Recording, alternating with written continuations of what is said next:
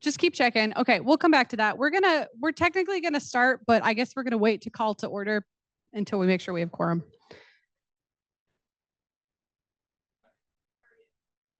Oh, okay. If you have plenty, okay, perfect. Okay, then I would like to go ahead and call to order our October 54th Senate GPSG meeting. Awesome.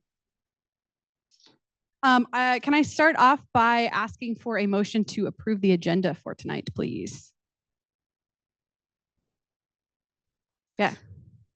So moved. All right, so moved. Can I get a second? Second. Thank you. Are there any objections? Hope not. Cool. Okay, let's get started. So tonight we have a couple of speakers that are going to start us off today. The first one is going to be Jake Diana, who is our GPSG director of it's health and wellness, right? Cool. I said that. I wrote that from memory, so I was hoping I was right. Awesome. I will turn it over. All right. Thanks, Katie. You can hear me? Great. All right. Okay. Let me just make sure I can navigate. Great. All right. So hi, everyone. My name is Jake Diana, Director of Health and Wellness in the Cabinet for Lawrence Government. I was brought to you guys today out of some interest from some of the senators regarding the state of dental care for graduate students. It's the story of dental care for grad students, TAs and RAs at UNC is a multi-year story. And I've been in pretty frequent contact with some of the stakeholders on, why dental care is the way it is now, and what are some plans forward. And you're monitoring the chat for any questions, or somebody is. Just want to make sure I'm not. Okay, yeah, feel free to interrupt me. So some intros. So like I mentioned, I'm Jake. Sort of like cut down on time. I'm a second-year PhD student in the Human Movement Science curriculum. Familiar with the Senate before. I did my master's here, and I was a senator for exercise and sports science. I do a lot of research in cardiometabolic health, physical activity epidemiology. That's something that I really am passionate about. I also run a research institute looking at queer health disparities as well. So love talking about research and things like that. I'm also a bird watcher, if you like birds. Has anyone seen these False Knees comics? They're great. Love birds. They're good. Getting some claps. All right, we're off to a good start. All right, so but yeah, I'm also DHW for the year. Quick intro on what I've been up to as DHW so far. I have two primary goals. One regarding mental health, open conversations about mental health. I've been in contact with all these organizations over the summer since being appointed way back in April, May.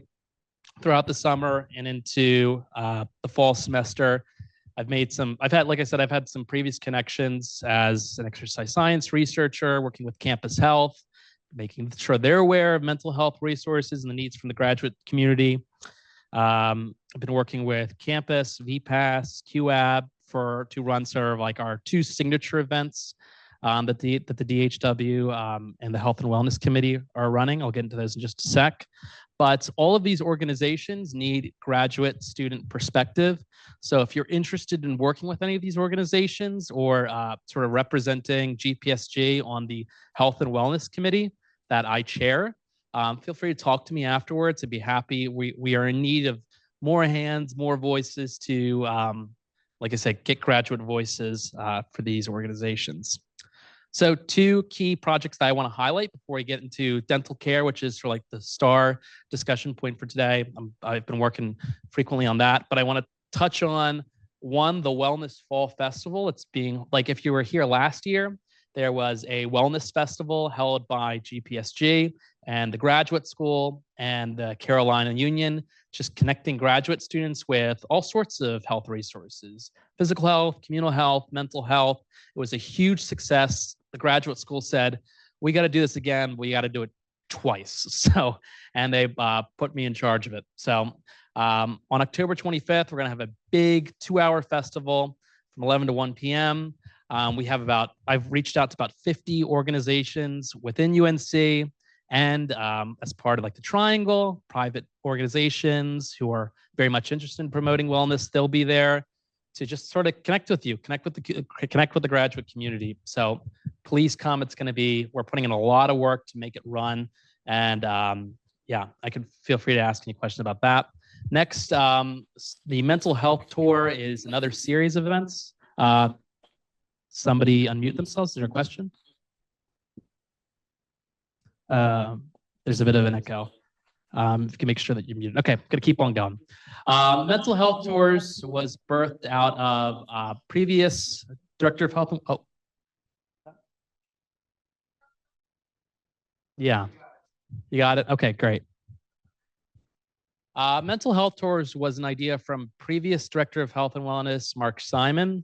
He wanted to sort of go from student organization to have unique conversations about like your unique challenges as a graduate student, essentially. So like the graduate experience of law students is not necessarily similar to those of students in public health or students in the med school or students in the business school. So there are unique challenges and unique solutions to our graduate experiences with regard to mental health. And we sort of I'm in the works of putting together a series of events that connect students to professionals in their career and mental health professionals that can speak to like these unique challenges and these unique solutions. So if you want to get involved on any of these events, again, I'm sort of flying through these two events because I want to give you information on dental care as you requested.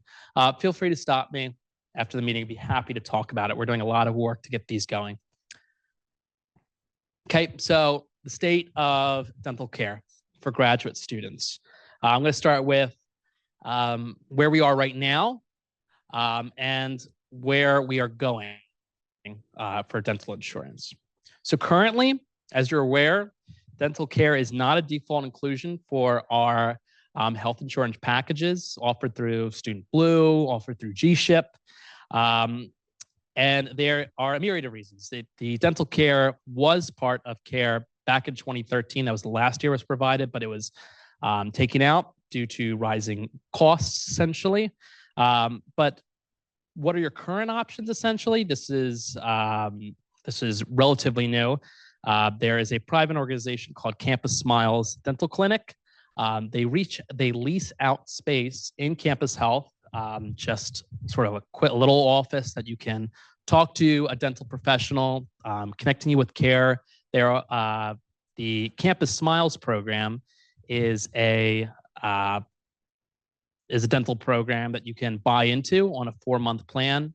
I believe like the basic, to give you like an idea of how expensive these plans are, it's $270 for a 4-month plan. I have this QR code if you want to review the plans right here, if you want to take a look at that.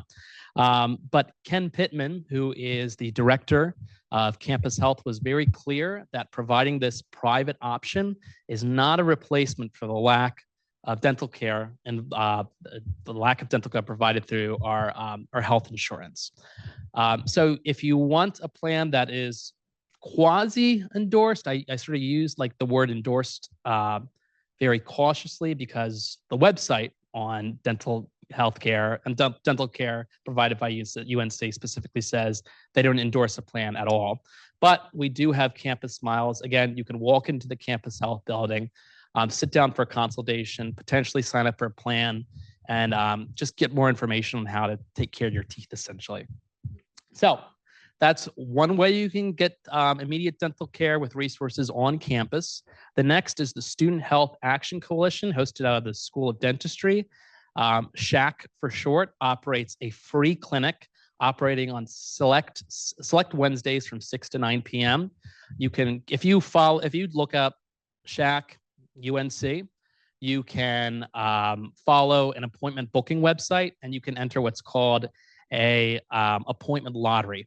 Okay, and you're wondering, why is there a lottery? Well, that's because the resources offered by SHAC are so highly utilized that they sort of need to just offer SHAC resources on like essentially a random basis. But what do you get when you like book a meeting with the SHAC resources is that your first visit, you get, this is all free, by the way. This is very important because it's offered through UNC Dental School, and you work with dental students and dental school professors. Your first visit involves an x-ray and some discussions about your dental care. Your second visit are free cleanings, right? Free cleanings provided by the dental school. And third are more discussions, more follow-ups about, future dental care. Okay. All that, like I said, all this is free. But again, not a full replacement to why we don't have a lack of dental care. So those are our two options right now where we're at. If you're unfamiliar with Smiles Direct, Campus Smiles and the Shack resources. Before I go into where we are looking to in the near future with regards to campus health, the Board of Governors, the Board of Trustees, and the future of dental care for UNC, does anyone have any questions about current resources provided? Yes.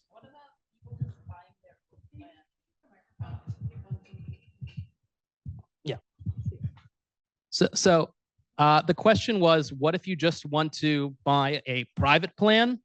What if you just want to buy a plan? So Campus Smiles is a private organization, and they offer those plans. So there is a basic plan and a premium plan that offers varying degrees of coverage for X-rays, for cleanings, and for like percentages of coverages for more complex procedures like extractions, things like that.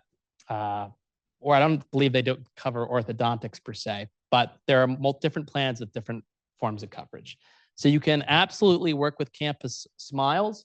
There are on like a few websites hosted by UNC on private insurance options. UNC lists a few private insurers that you can opt in individually. But again, that's completely independent of UNC or any private organizations. Okay. Does that answer your question? I think so. I Okay. thought you were gonna like address all possible options. So I thought like people buying their own with like MetLife or like Yeah. Cigna, whatever, is an option too. Yes, on that website, UNC does provide like the direct links to Cigna, Aetna, what other insurers, lots of other private insurers provide individual add-ons for dental care. Yes, that is an option, but the university points you toward them. You're not bartering or operating through the university with the private organizations at this time. Okay. Any questions on current plans? I'm on Zoom. Can y'all Emily? hear me? Oh, is that me? I'm on Zoom. Yeah. Sorry. This is Emily Bielek-Sullivan. I'm the co-senator for cell biology and physiology. I'm an MD PhD student, and I'm one of the co-senators of SHAC this year. The co-CEOs of SHAC. And my understanding, based on discussions with the students, the dental students who run SHAC, is that they triage based on pain. So like when you go to submit a form to become a patient of theirs, like you rate your pain for whatever dental issue you have on a scale of 1 to 10. And if it's very severe, you get an appointment first. I also understand that they have a very long wait list. And any senators here who are from the School of Dentistry could correct me if I'm wrong, but I just ultimately think that that would be a good option for essentially like a sort of dental urgent care kind of thing for any grad students who need it, but it's not really a great option for like preventative dental care. And I saw a comment in the chat that applying to become a patient at the School of Dentistry through admissions would be better. But just wanted to clarify that, and happy to talk more at any time. All right. Thanks, Emily. Thanks for that clarification. I've spoken with some students who have utilized SHAC, and they said roughly the wait time is once you put your name in, you might get your first appointment about a month. Does that sound like any numbers familiar with you? That's I actually don't know what their current wait list is like. Okay. I know that I believe they changed their triage process a while back. Like it used to be a random lottery, and now they have this like triage based on pain system. But I can also connect you with the people who run Dental Shack if that would be helpful to get more details. Absolutely. Because this is a great resource. I speak offhandedly with other graduate students, and I introduce them to current dental pieces of information, dental care options, and they just haven't heard of SHAC. So would love to talk to you more about it. Thank you. Any other questions on current options? Yes. I'll make a comment. I'm Brittany from biochemistry and physics. So I have heard of someone actually trying to go through SHAC, and it was months before they could see someone, and they were in a lot of pain to the point where they did go out and see a private dentist, and they end up like the pain was so bad that they had to go through like surgery and stuff like that by the time they got to see them waiting on SHAC. So I know it definitely has not been a month, and I've heard multiple people say it's not a month wait time or less. Okay. I'm sorry I'm operating off of anecdotal information on that, but I think it just emphasizes why we need to collectively work to get some of these other options and make sure our voices are heard on some of the plans that the UNC system is operating on. But thank you for sharing that, Brittany. Thank you. Any other questions? Yeah. This is Lauren Rackley from Biostatistics. So how much is it for these things if you go to a private dentist and don't have insurance? Do we have that data? You want, what does dental care look like without insurance? I'm not familiar with specific numbers on what per se like a cleaning would look like. Exam and x-ray was like 286 for me, but I have dental insurance now because I don't want to pay 300 again. Yeah. I don't have specific numbers on like, average costs of cleanings or x-rays or things like that. I do have off the top of my head just plans that are offered through Campus Smiles, essentially, and they run like basic plan runs around like $270 last time I checked, and the more expensive plan goes for around $315 for 4 months. So it's sort of operating off a semester by semester basis. Both of you raise your hands. I'll go with you. Yeah. Yeah. Hi, point of information. I'm Duncan McLean, physics and astronomy. I do see on the Campus Smiles UNC site that they claim that they accept all major in quotation marks PPO plans. These things, from my experience, they tend to run between $25 and $30 a month, but a lot of them will withhold coverage for multiple months after you begin paying. So that's something that even if you're going to be purchasing a private plan, when you realize that you don't have coverage through G-SHIP or Student Blue, you may not actually be covered for up to 90 days after you start paying. So you need to keep that in mind when you're selecting a plan to get coverage. Yeah, I'd say that's just like the beast that is healthcare in America. It just takes months and months and months to kick in. For what reasons? Not entirely sure, but it's good information for all of us to be familiar with. Thank you. Jasmine Balcazar Romero from Advanced Dental Education. So just to comment on the shack, it is open to a lot of the carnivore population. And so the wait time is not just based on students not wanting to see patients, just to clarify things, but it's attending to everyone underserved population. So that's why there's that wait. These are individuals who probably can't even afford basic care. But just on a side comment on the insurance thing, he is right. There usually is a wait period when you do sign up with dental insurances, but I work for Triangle Family Dentistries, and we have in-office insurance where as soon as you come in, if it's just a basic cleaning, you just need x-rays, a basic cleaning, just the basic coverage of preventative care, it is roughly around $200. And if that's what the estimate is, $25 per month for 12 months, that averages out to a little over $300. So there's always that option. I don't know how much insurance dental care is, and I know it's frustrating to talk about insurance in general, but there is a lot of offices like Triangle Family Dentistry where you can just kind of come in and they'll give you a insurance with the office themselves. Now, in terms of like implants, extractions, anything more in depth, then obviously there's going to be more cost behind that. But that's also another option in case somebody really wanted care in here, wanted to get their 6 months cleaning in. There's also that option where you can call an office and ask if they have in-office insurance, so you don't have to worry about calling insurances, figuring out their policies, and when it actually starts to work, I guess. Just writing this down. I like to write things down. That's all. But thank you. Okay. Thanks for bringing it. Yes, Brittany. I can speak on the price range. This is Brittany from Biochemistry and Biophysics. I just purchased dental insurance. And when I was shopping around, I think the cheapest plan was $25 a month. And like she said, the preventative care you can immediately use once you choose your start date. It was more so like the major, I would say treatments then you would have to wait. Like, for example, I end up going with, it starts from 20 and would go up to probably like 65 or $70 a month.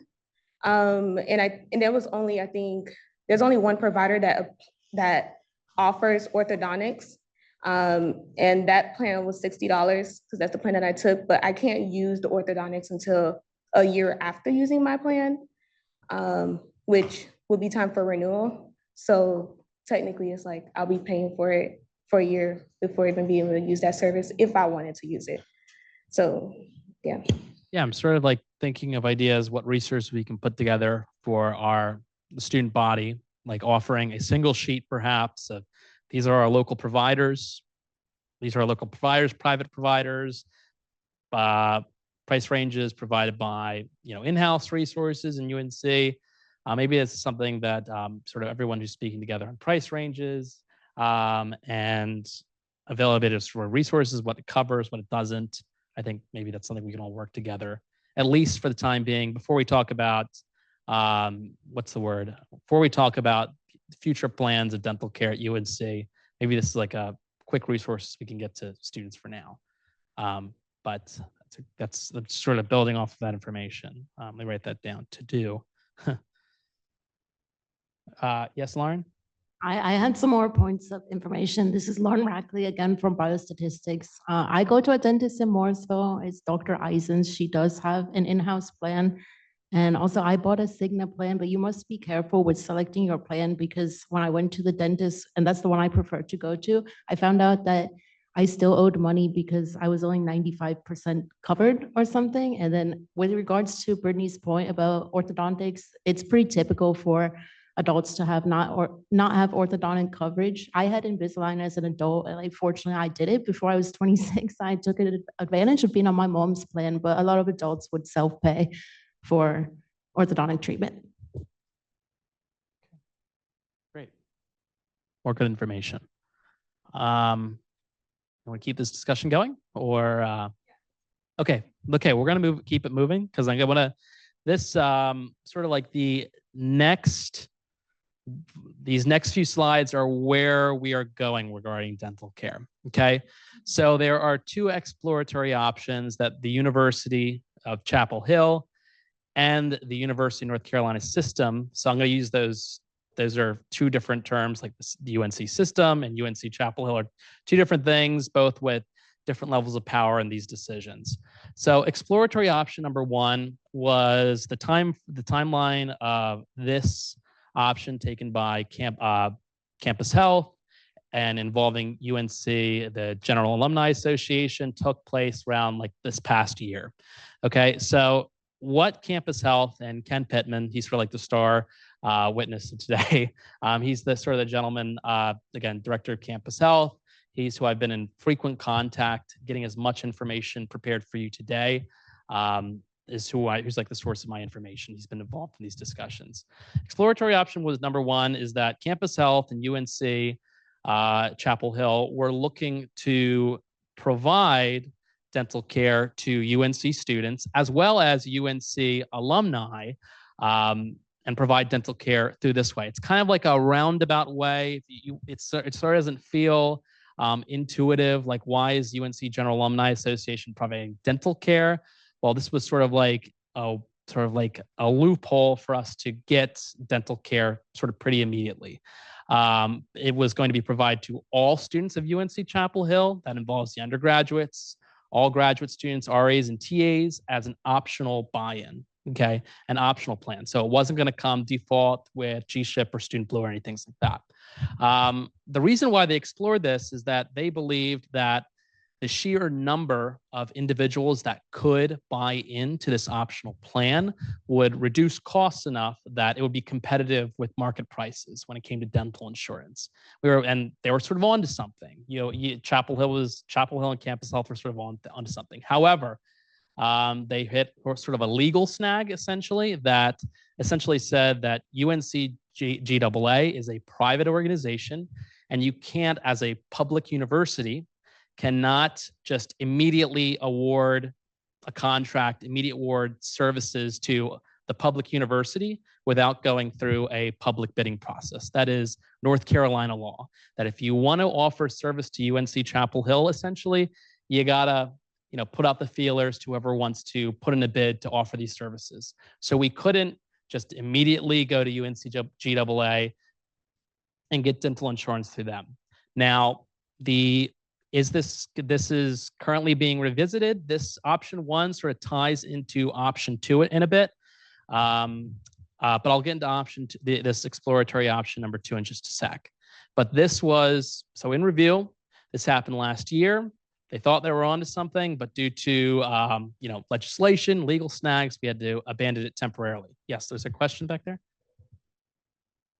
You solicit, thank you, for bidding, you can always back out if you don't find something that works for the price point. So wouldn't it make sense to have this on the back burner regardless? Yeah, that's a great question. Why are we sort of like, we're not really abandoning it. It's more of like putting it on the back burner. It's like we're like shelving it for a sec. I hope that sort of like clarifies it, but I will get to that. I want to say what I want to clarify myself is that it was the university and Campus Health's idea that, UNC, the General Alumni Association, is part of the university. So it's a public entity. And yes, is that I understand that. I think I would be under the impression that while we explore other options, because this process is going to take time, delaying this process is just going to delay the end result. So if in 6 months we have multiple options, then we can choose. But why would we limit ourselves when we've already been waiting so long for it?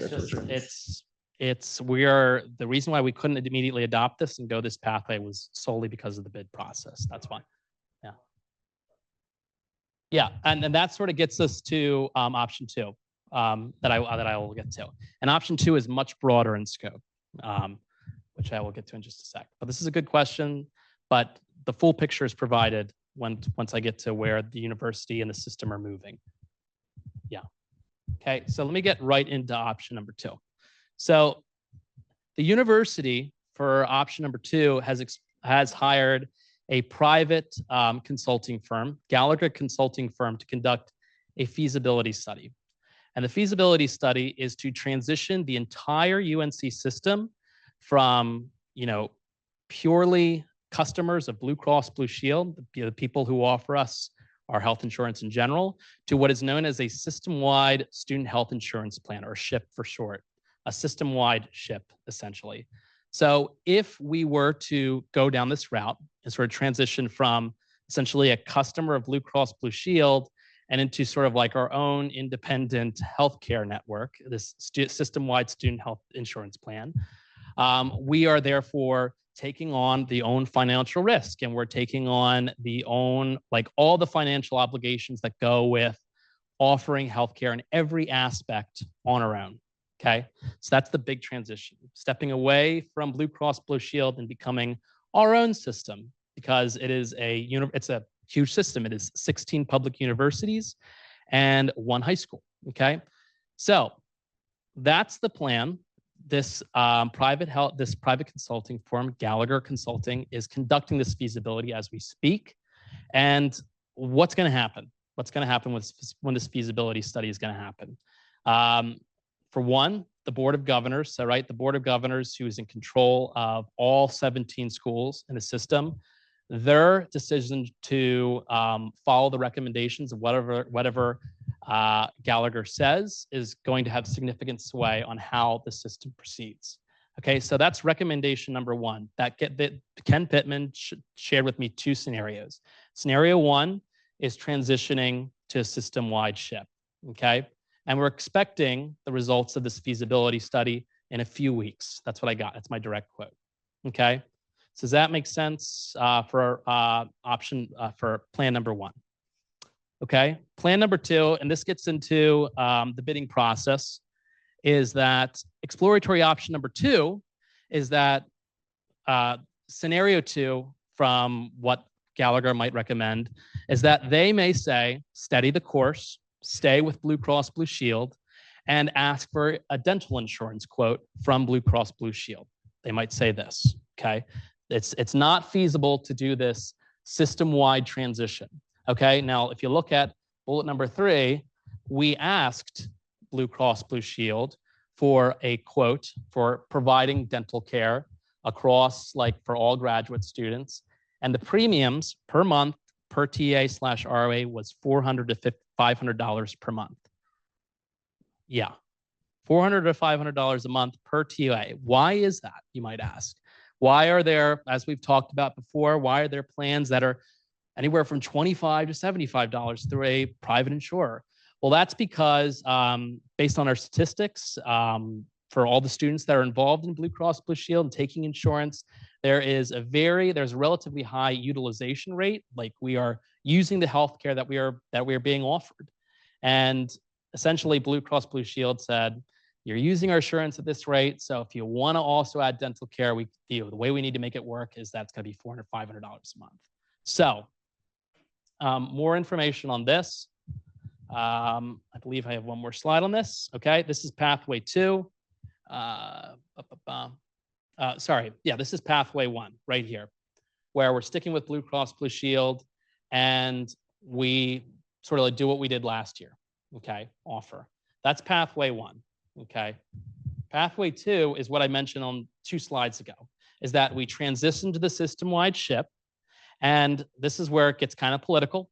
I just want to be frank, is that if we transition to the system-wide SHIP, where there is a lot of political inertia amongst the UNC schools, the 16 universities and the high school, and the Board of Governors that say, let's say in this scenario, Gallagher says, go to the system-wide SHIP, the Board of Governors approves, that effectively kills the idea of dental care for graduate students. Okay, why is that? Is because if we want to include dental care on this insurance plan that's going to be offered through this system-wide system, all 17 schools need to approve it, and the Board of Governors has to approve it as well. And from my talks with Ken, is that he says, quote, a vast majority of the schools in the system are not for offering dental care as part of this plan. Okay, so yes, question.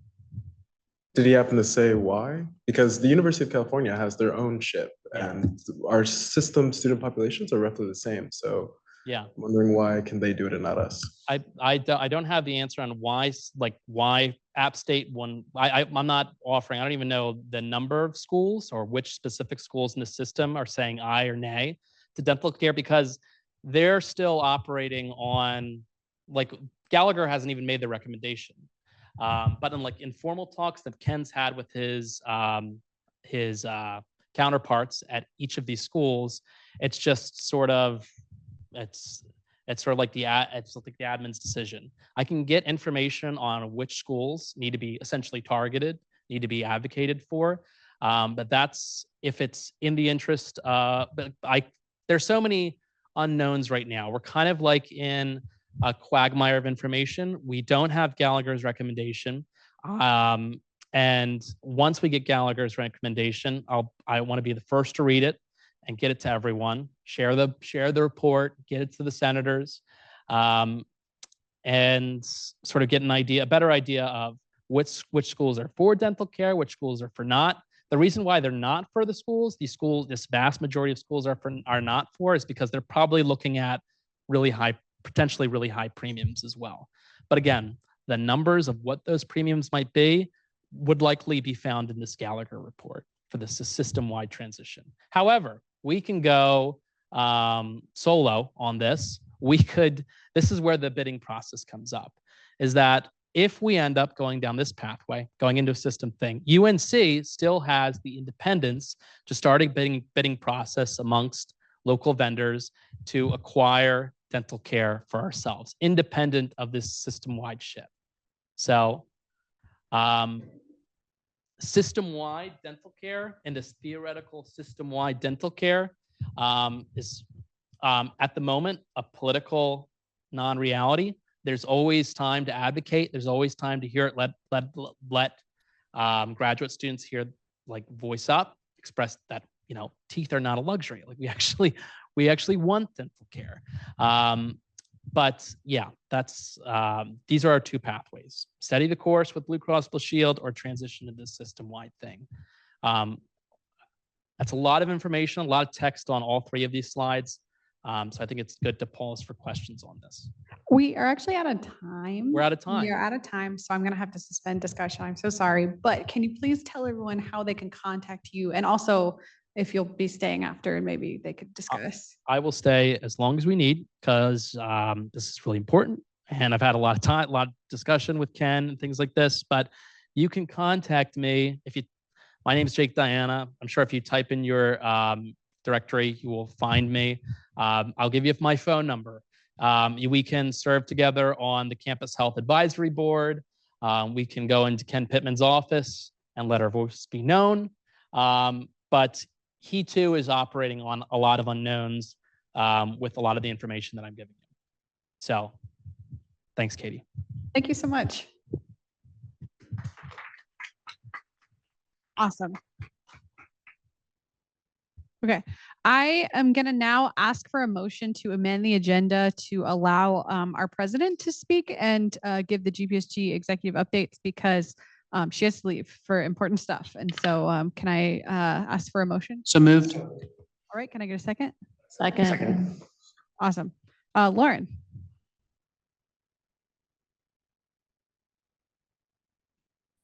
Thank you, everyone. I'm really sorry that I need to head out tonight. But before I left, I wanted to give you a few updates on what I've been doing the last couple weeks.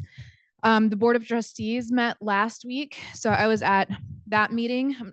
If you're not aware, the graduate professional student president is allowed 5 minutes to deliver remarks to the Board of Trustees on Thursday. And on Thursday, I spent my time talking about graduate and professional student well-being and the need for increased focus on graduate and professional student well-being, and that we need support from the top down in order to make this happen. I'm eternally grateful to Laura Huff, who's here tonight. You'll hear from her in a little bit, who helped me with those remarks. And I received a really positive reaction to those remarks. I want to let you all know that the administration here at UNC is largely behind the changes, some of the changes that we'd like to make. There are ongoing discussions coming up here in the next couple of weeks with the chancellor, with the dean of the graduate school, amongst others, about what our pathways forward are. So I just wanted you all to be aware that we are working on moving things forward, and I'm really encouraged by the support that I've received from administrators.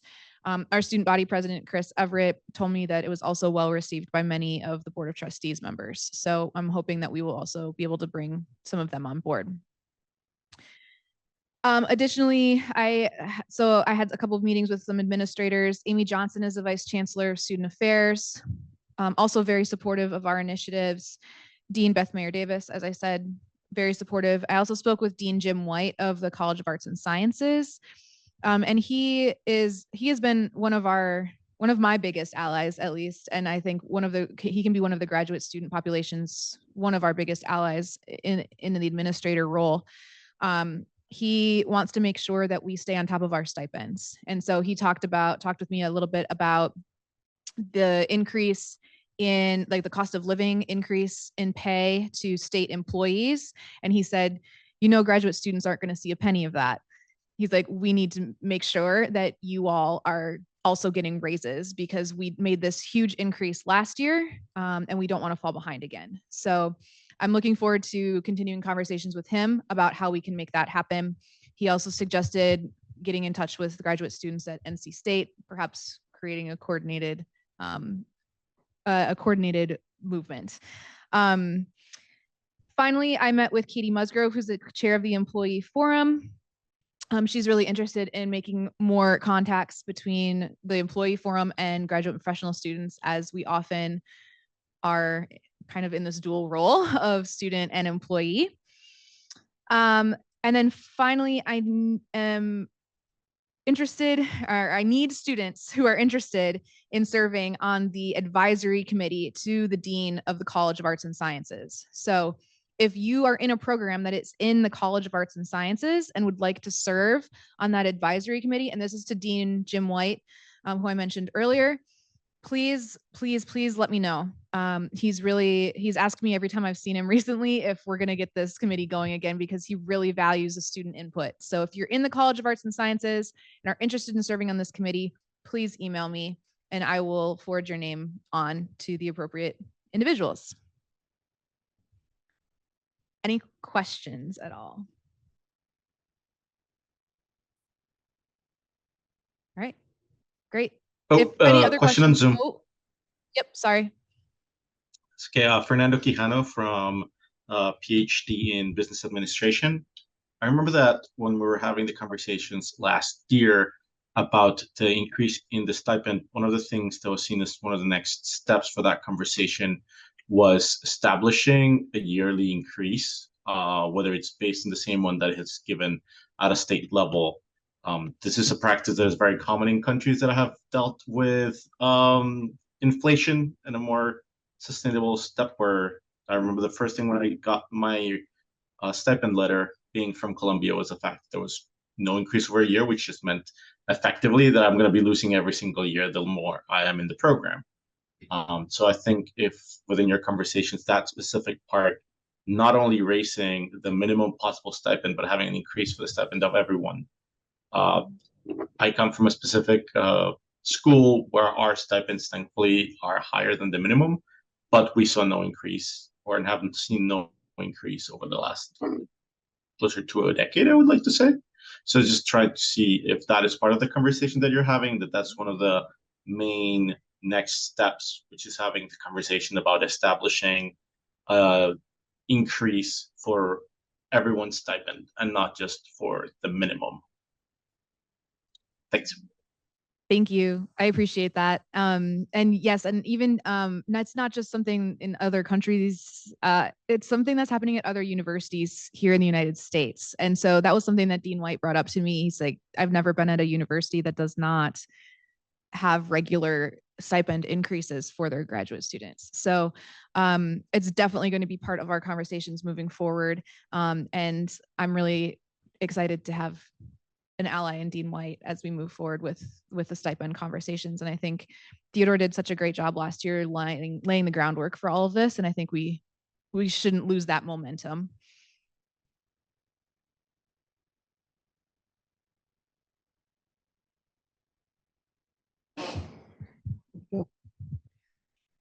Great. Okay, let's get us back on track here.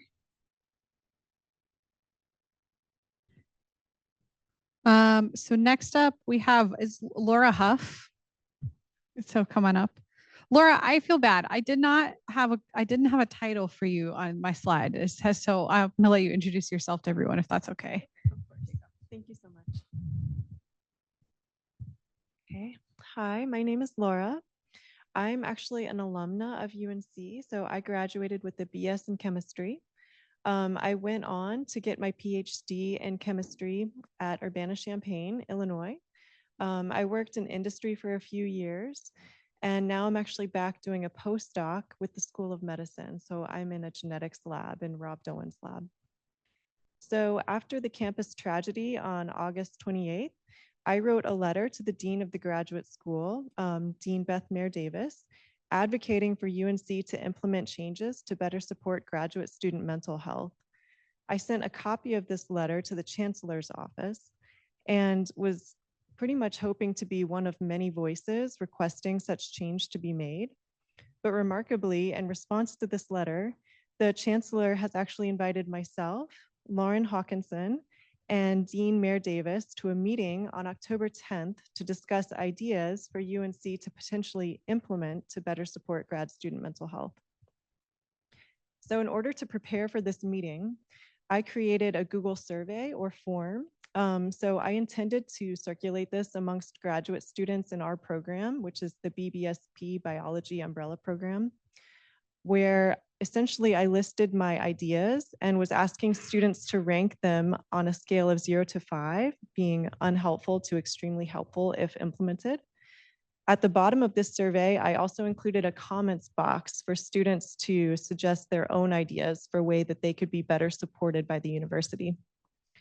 So I would essentially like to gather as much input and as many ideas as possible from the student body. And I do have an exciting update. As of this morning, the survey was actually sent out to the chemistry graduate students. And so we've gotten about 76 respondents so far. So this has been great. And they've all been very supportive so far of the ideas suggested. And they've also had some fantastic suggestions to add to the list. I'm currently working with the director of BBSP to have that also sent out to the biology programs. So you are probably all very aware of this graduate student mental crisis. And in fact, there's substantial literature backing it up. So one study quotes, graduate students were more than 6 times as likely to experience depression and anxiety than the general population. And we have many more studies with such information kind of backing all of this up. So for this meeting, we're essentially trying to distill the sources of graduate student mental health issues and create a bulleted list of actionable suggestions for the university to implement to address these issues. So the major issues as we see them right now include extreme demands of student time, little expectation for work-life balance, unclear expectations, high competition for jobs upon graduation, job insecurity due to lack of jobs for PhDs available, an oversized influence of PI's discretion as the determinant of student graduation, and lack of a support system in place when issues do arise for students. So some of the suggestions that we have put forth include things like a mediator role. And in fact, there is precedent for this. So there was an associate dean of student affairs. Her name was Leslie Lorena. And she was able to mediate in situations where graduate students ran into problems. So she could meet individually with graduate students and faculty, such as PIs and committee members, and also meet with them in group settings to actually resolve issues that students are having if they're not able to resolve them with the PI alone. So apparently Leslie left, she retired about 5 or 10 years ago, and her role has not been refilled. And after speaking with many faculty members, including Jay, she's the associate dean of all of STEM, effectively, the College of Arts and Sciences. They've all been saying that they very much would like a replacement for Leslie. They were all saying she did a fantastic job and they would like to have more of these faculty members hired. So other suggestions include things like required trainings for PIs, such as mentorship trainings, conflict resolution, and also just people management skills for PIs. And in addition to this, having pass-fail evaluations with things like one-on-one coaching necessary if PIs fail. We're also working on a graduate student bill of rights that would clearly outline graduate student work requirements, since this is obviously severely lacking. For example, we'd like to put in minimum and maximum time requirements for students to dedicate to their research projects, also TA responsibilities when applicable, and coursework also when applicable. So this would serve as a contract between the students and the university that would hold the students and faculty accountable, uphold student rights, and allow students to graduate who meet the criteria. So it would be extremely helpful for our cause in advocating for implementing systems to improve graduate student mental health if you could send this survey to your constituents. And I believe Lauren included a link to the survey in your notes. So this again is 100% anonymous, and it's going to serve as an excellent resource of ideas for us to bring to this meeting. So again, leadership is truly looking to make some changes right now. So now is really the time for action. So thank you so much. And thank you for involving your constituents in this cause. We appreciate it.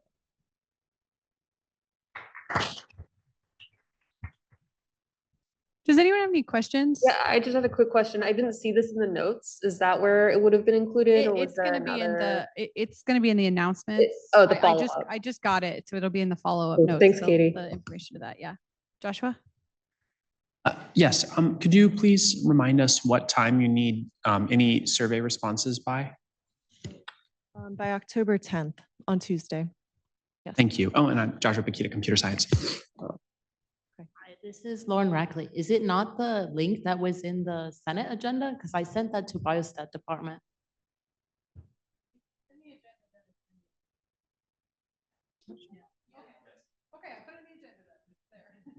I have one more question. So I did actually get like 4 people from biostat already, but not everyone works in a lab. So I wasn't sure how valuable our feedback is if we don't work in a lab. That's true. I suppose even if you're not in a lab, any resources that would better help support you would be great suggestions to have added. Yes.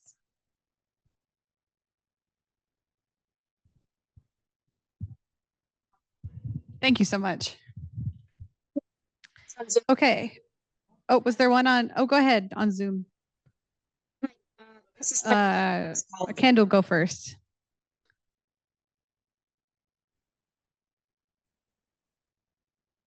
Kendall, I think you're frozen. We can't hear you or see you. You are frozen.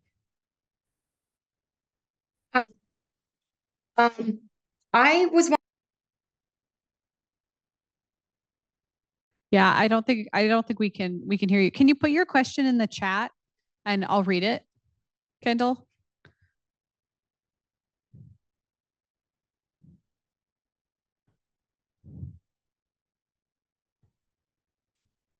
Okay, cool. Okay, go ahead while she does that. Who was the other person that had their hand raised? Was it Fernando?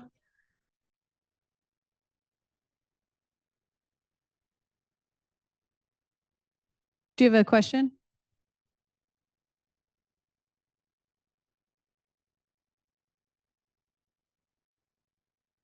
Okay, maybe, okay. Just because I guess you called for me, so I guess I'll have a question. Hi, Fernando Quijano from PhD in Business Administration. I was just looking through the link that we got in the agenda, and I see that one of the options was to share it with faculty. Is part of your idea that we share this also with faculty so we get their comments, feedbacks, support, and all of that as well, besides that of graduate students and postdocs? Thanks. Yes. Great question. So I've mostly been incorporating faculty feedback through discussions, but I have sent the survey to a couple of faculty members as well. Yeah. If you'd like to forward it on to them, that would be fine. Yes. Brittany from biochemistry and biophysics. Do you think that there's a potential that if we did have faculty to respond to these surveys, they could potentially, like, in a sense, backfire or like oppose or like skew the data of like what the students may want and feel like they need versus what this faculty feel like should be in place or shouldn't be in place? Good question. So in the survey, I am able to categorize it based on who the respondent is. So you can indicate if you're a graduate student, postdoc, or faculty. So in the Excel spreadsheet, I can actually separate the responses based on the source. Yeah, thank you.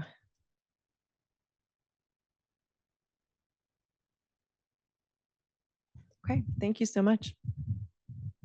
I'll say Kendall wanted to add that GPSG drafted a student bill of rights several years ago, and so I don't know, you've seen that before. Okay, great. So that's a good thing to start with as well. Okay, thank you so much. Lastly, our last speaker is going to be Riley Sullivan. There's a question. Go ahead. I have a question about the GPSG drafted Bill of Rights. Were those recognized or codified by any other? No, it wasn't finished. It was just drafted.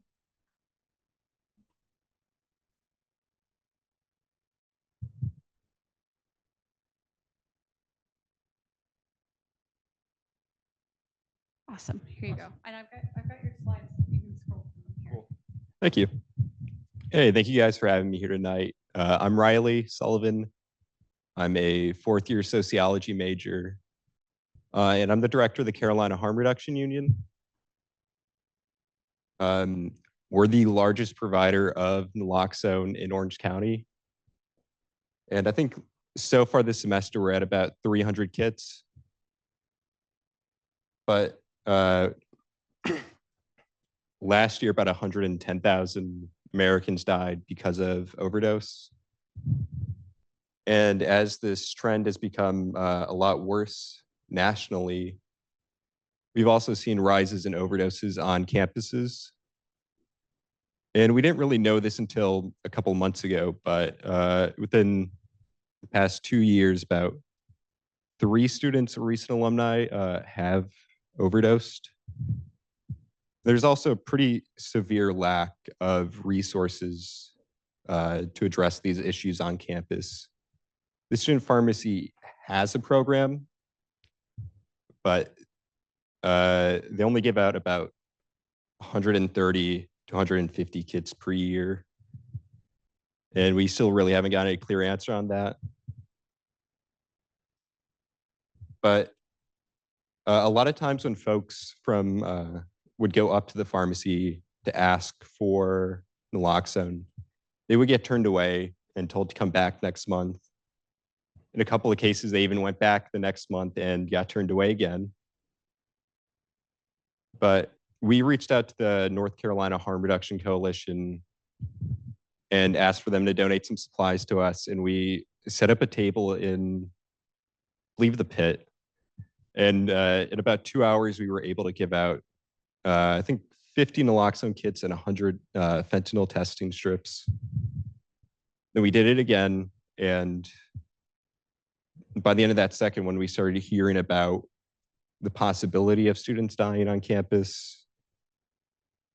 And we kind of realized that students both wanted these resources and they also kind of needed it. So we developed our own supply chain. We also started focusing a lot more on overdose prevention education and generalized substance use education. And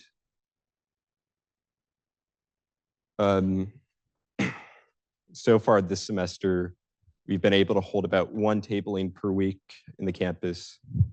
And we average 1 presentations to a student group each week too.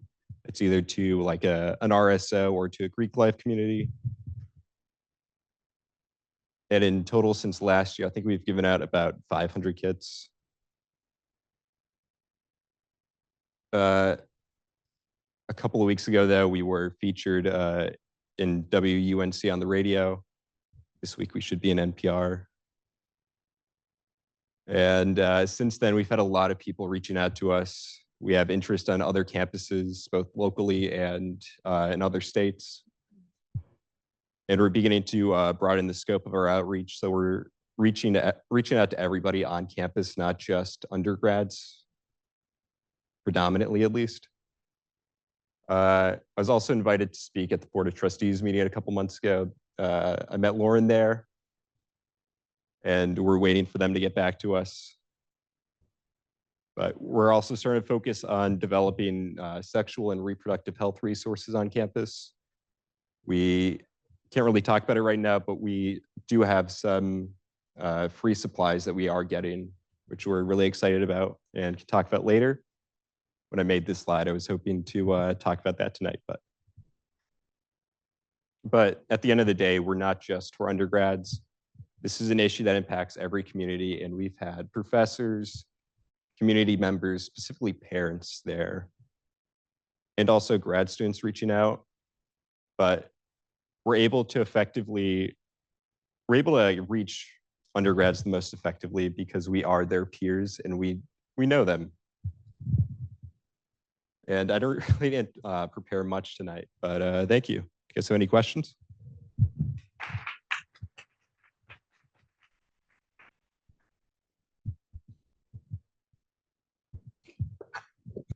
Megan, Romance Studies.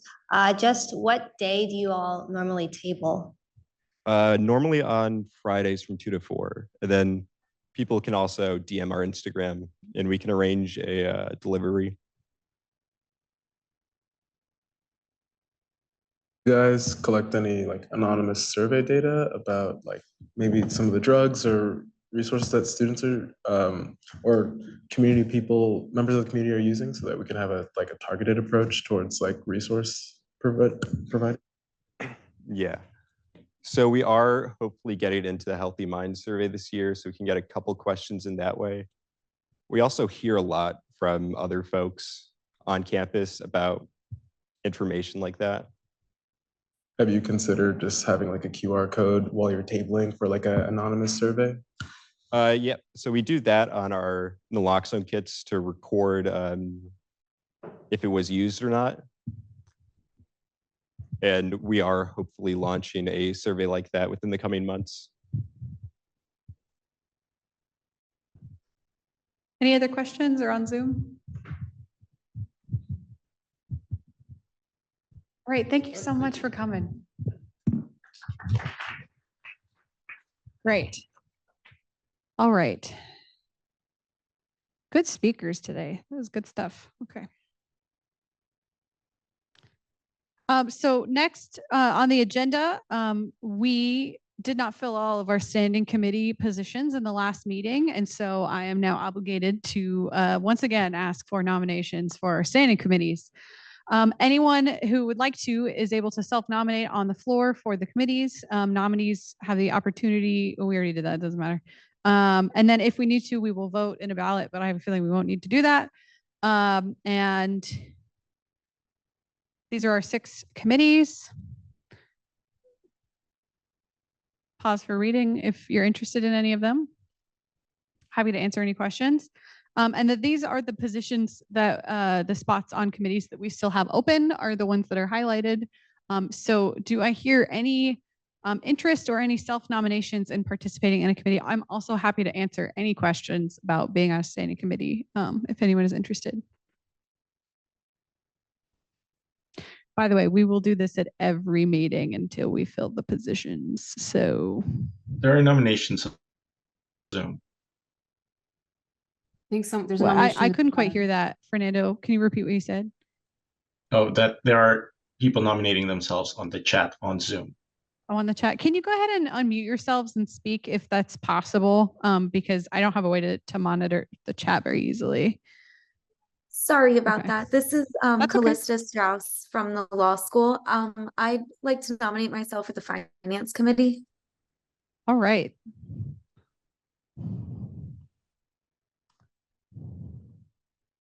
Thank you for your nomination.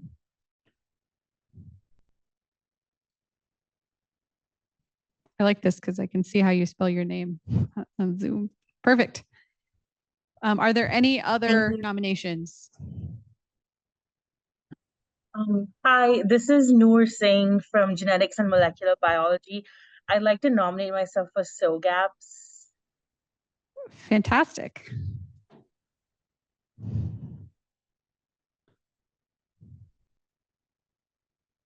Oops. Great, thank you. Any other nominations? Over here, yes. Winston Ardoin, political science. I'd like to nominate myself for finance. All right. Can I ask you to spell your name for me? Winston, as in like Churchill, that guy. And Ardoin, A-R-D, as in dog, O-I-N. Did I get it right? Good. Yes, perfect. Thank you. Any others?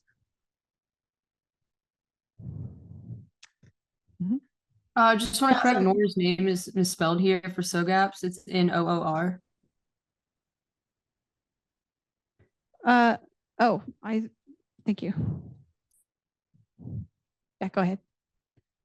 Jasmine Balcazar Romero, Advanced Dental Education. I just have a quick question. How much time would you say, because I would love to help out, but I just kind of want to get an idea of what this all entails and how much of my time I'd have to invest? Great question. So the minimum sort of requirements are a monthly meeting.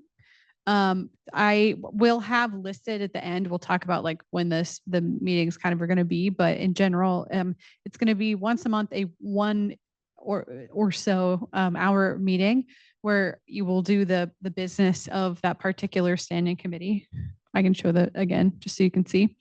And then maybe just occasional like emails about questions about things, but that just as a general member, that's about it.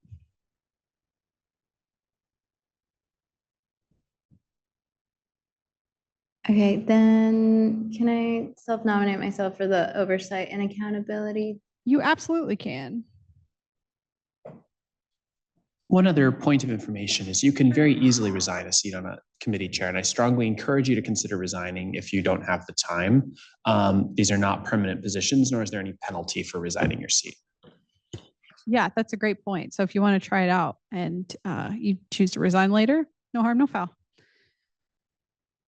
Will you spell your last name for me so I can get it right? Yeah, so there's no E on my first name. And then it's Balcazar. And then it's hyphenated Romero. Perfect. Thank you. Someday I'm going to know everyone's name by memory in here, but that's not today. Another one over here. Yeah. Josh Clemson, I'll nominate for Rules and Judiciary.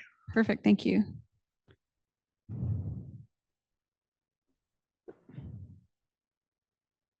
I can read your thing from here. Great. And do I have one last nomination for oversight and accountability?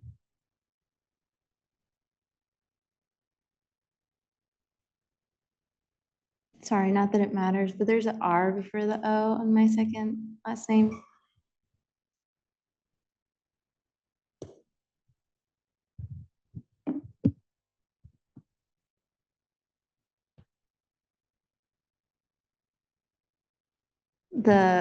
Yeah. Sorry, it was covered up. I couldn't see it. Okay, going once, going twice, sold. Okay, great. We'll revisit this the next meeting to try to find another person. Fantastic. Thank you all so much for your nomination. Since we do not have any contested positions, we have no need to do a ballot or vote. So thank you everyone for volunteering. I think that would be great. I will send an email to all of the chairs of those. By the way, the chair names are, unless I'm wrong, I think I got these all right. Oh, I need to fix Riley's. I didn't realize that still says Samantha, but those are all the people, their names are bolded if you want to reach out to the chairs. We'll talk more about that later. Oh, apparently I put it right here. I also wanted to share when the committee meeting times are going to be, and I didn't get all of the committee meeting times. I was wondering if people present from SOGAP's, Travel Words, and R&J could tell me when your meetings are going to be, if you know. If you don't know, that's okay. Duncan McLean of Physics and Astronomy. As of my last checking, SOGAPS has the best availability 4:30, 5:30 on the third Tuesday of the month. We haven't had any objections against that, but I want to check with everyone on the committee to see whether that's still the best time since we have a new nomination. Okay, I'll hold off writing it down, but just for everyone's notice, we think it'll be 4 to 5:30 on the last Tuesday, you said? Third Tuesday. Third Tuesday, perfect. Yeah.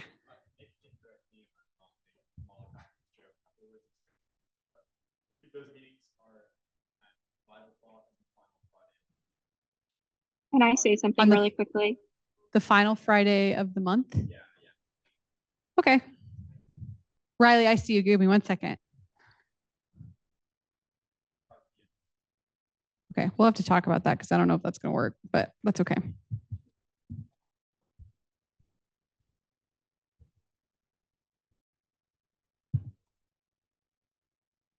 All right. Riley, go ahead. Yeah, while we're talking about this, Rob's actually going to give our appropriations update for this month, but I just wanted to let everyone know that if you're interested in coming to an appropriations meeting, all of our meetings are going to be in person for this year. I know last year they were all on Zoom, but for the convenience of this committee, we're going to be in person for every meeting. And so we'll update our room as we find out, but we think we're going to try to meet in the Union. Cool. Yes. And I did get a room for you all, and I'll make sure to write that down and update that soon. So does R&J know yet? I don't think ours has been finalized, but I believe it's looking like 6 p.m. on Wednesday, but we also haven't picked what Wednesday of the month. Cool. We will come. It's okay. No big deal if you didn't figure it out. You only had like less than a week to figure it out. So no worries. But I just did want to update everyone with this, and I'll make sure I continue to update everyone as we go. Okay, we're finally the legislation. Fantastic. I'd like the motion. Nick, go ahead. Yeah, hi, I'm Nick Malosi, Senator for Health Policy and Management. I'm motioning to include the legislation for the Travel Award September bill. This includes 24 awardees who have been waiting for a funding decision since May of this year. So I would like to motion to get this on the agenda for tonight's legislation discussion. Sure. I would like to add that this will need to be a motion to suspend the standing rules of the Senate in order to include this piece of legislation on the agenda. Just to clarify the language there. Oh, so I'll just reiterate. Sorry, the volume was kind of low down here. The motion is to suspend our standing rules in order to include a bill for the travel awards money allocation for those that are receiving funding that replied over the summer and in the month of September, where many of them have been waiting like since May to hear about this. Yeah, they've been waiting since May and April. So I would say it's important to try and get this passed. Otherwise, they're going to have to wait another month. Do I hear a second for that motion? Second. All right, I see a second. Are there any objections? Hearing none. All right, that passes. I did go ahead and upload that bill to Canvas, and it doesn't have a number, but that will be amended onto the agenda as bill, I believe 54-011. Yeah, so the numbers won't be on there, but I'll update that later. Consider that any friendly amendment to get the number incorrect. Fantastic. All right.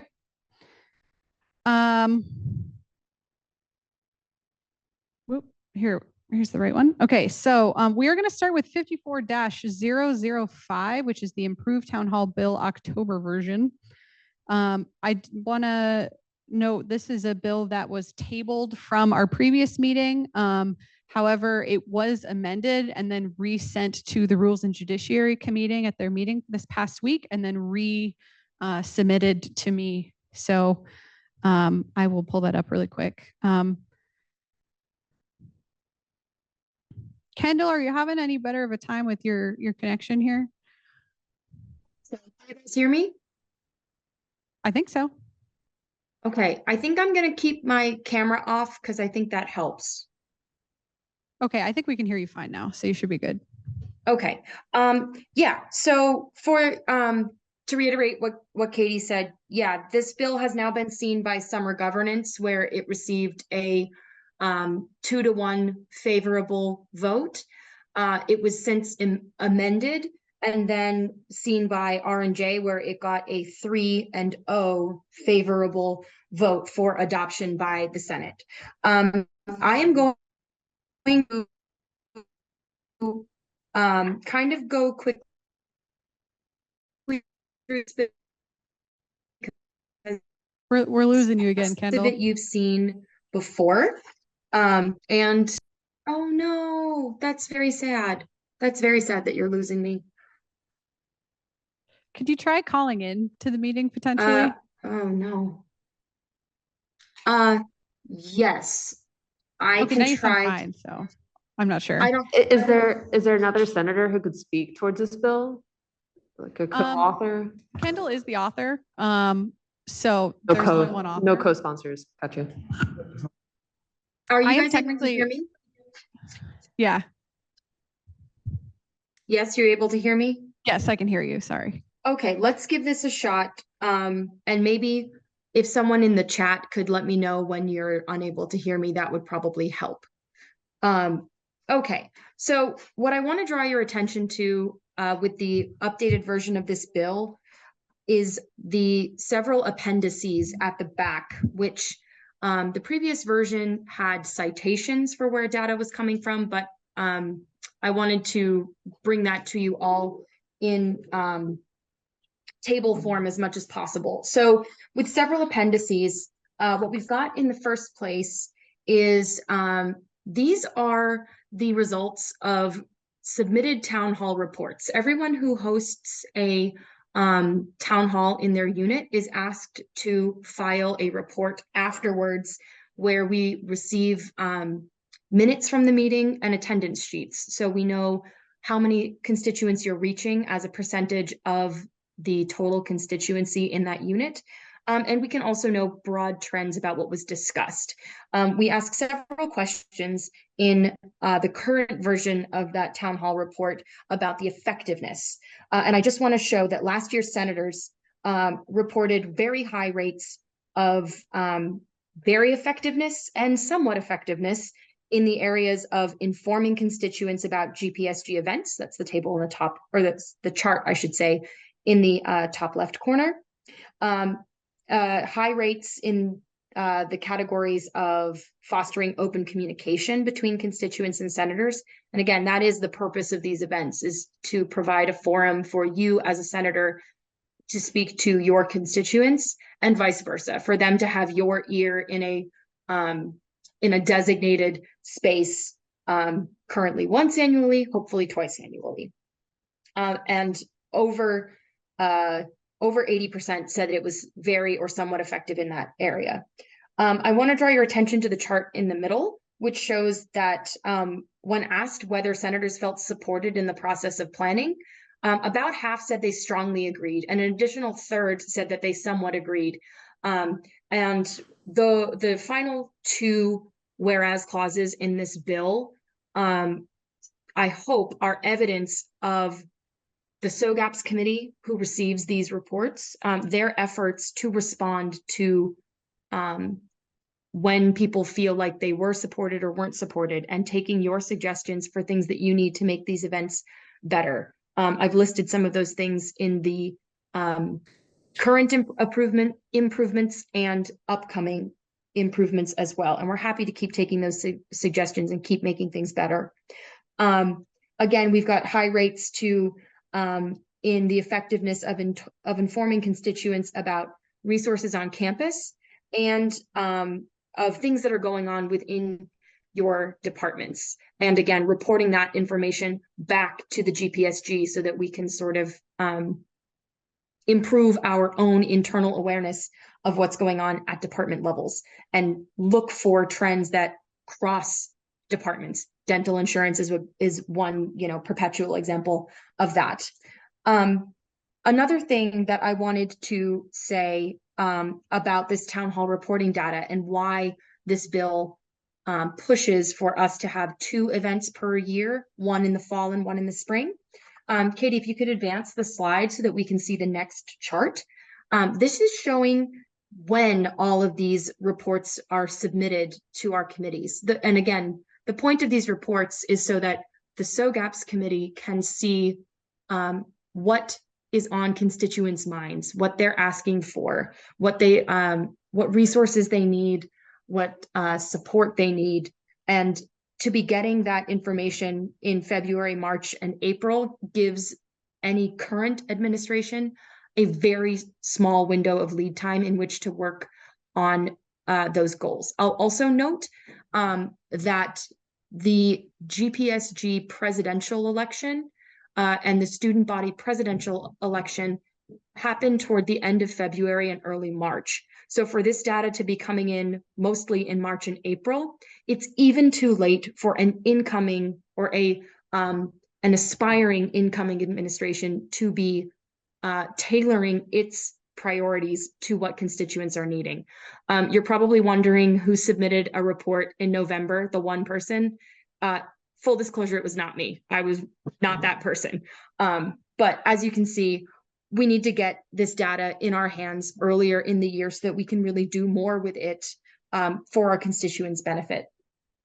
So when we've got, that was new information I wanted to share with you all. The second set of data that I wanted to share with you is from what I referenced in the first version of the bill as the final report of the Select Committee on the Future of the GPSF. Instead of citations, I've tried to create some tables to help show you all what those findings were. So regarding modes of communication, and GPSG is a it employs a multimodal communications strategy that includes emails, websites, social media, these town hall forums. We hold the Senate holds open events with the constituents as well.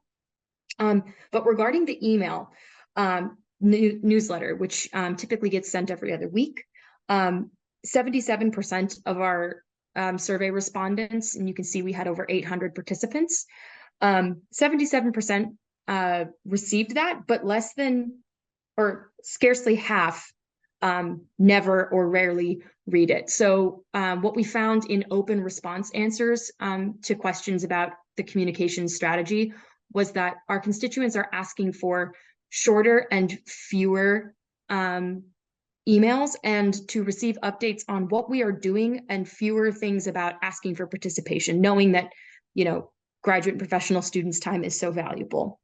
I wanted to draw attention to what Senator Alice Woolard put in the chat, that 65% of the respondents, and this data is from 2021, they don't know who their senator is. And the senator is probably the person who sent them the survey. So that's not great. We have improved this by publishing all of the names of the senators on the GPSG website, but that doesn't ensure that each senator is then directly communicating and identifying themselves to their own constituents. Moving into that second category, we also have very low voter engagement. So people and in focus group data, which is in a separate appendix that we'll get to shortly, you'll see that plenty of people said that they don't know about the positions, they don't know about the candidates, and they don't feel that their vote matters. And it's incumbent on the GPSG as an organization to help inform our voters and prove to them by our actions that their vote matters, that who's in these Senate seats, that who's in the executive branch is going to influence the outcomes they will experience in their daily lives as a graduate or professional student on this campus. We were very pleased to see that 3/4 of respondents did agree that GPSG was effective in its advocacy and that we are working on things that matter to the respondents. So my question to you is, why would we not try to communicate more and in different ways with our constituents about our advocacy agenda and what matters to them? So another surprising bit of data we had from a slightly different survey that was authored by the same group who did this select committee on the future of the GPSF in 2020 and 2021. We asked then current leaders of the GPSG, and I think we can scroll down again, Katie, for this data, about whether our constituents, graduate and professional students, had any, quote, unmet needs. And 50% said, we don't know what we don't know, right? And then another 20% said, yeah, there are some unmet needs. The way we find out what our constituents need and what we don't know that they need is by talking to them and doing it in these candid forums of these town halls is one great way to get our constituents talking to us so that we can be more effective. Moving along to, this is important data that was, let's skip this one, I think, Katie, because that's just focus group data. And to sort of summarize the focus groups, that was also an initiative of the Future of the GPSF committee. And we asked all the survey respondents, those 800 people, whether they would be interested in being contacted for a focus group.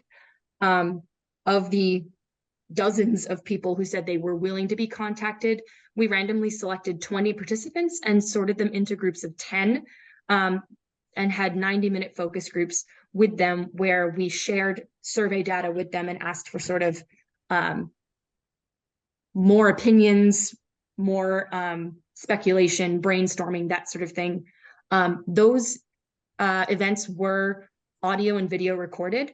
They were completely transcribed, but those transcripts, in order to protect the identity of the people that were in those groups, the transcripts were not fully included in the final report, but some of the sort of demonstrative quotes were, and that's what you see here in blue if anyone's interested in going back and reading that.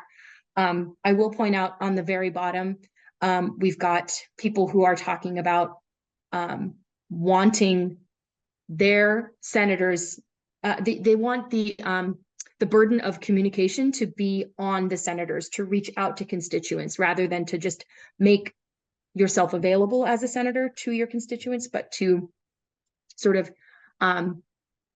make it your responsibility to call in constituents to the community that you're fostering as a senator.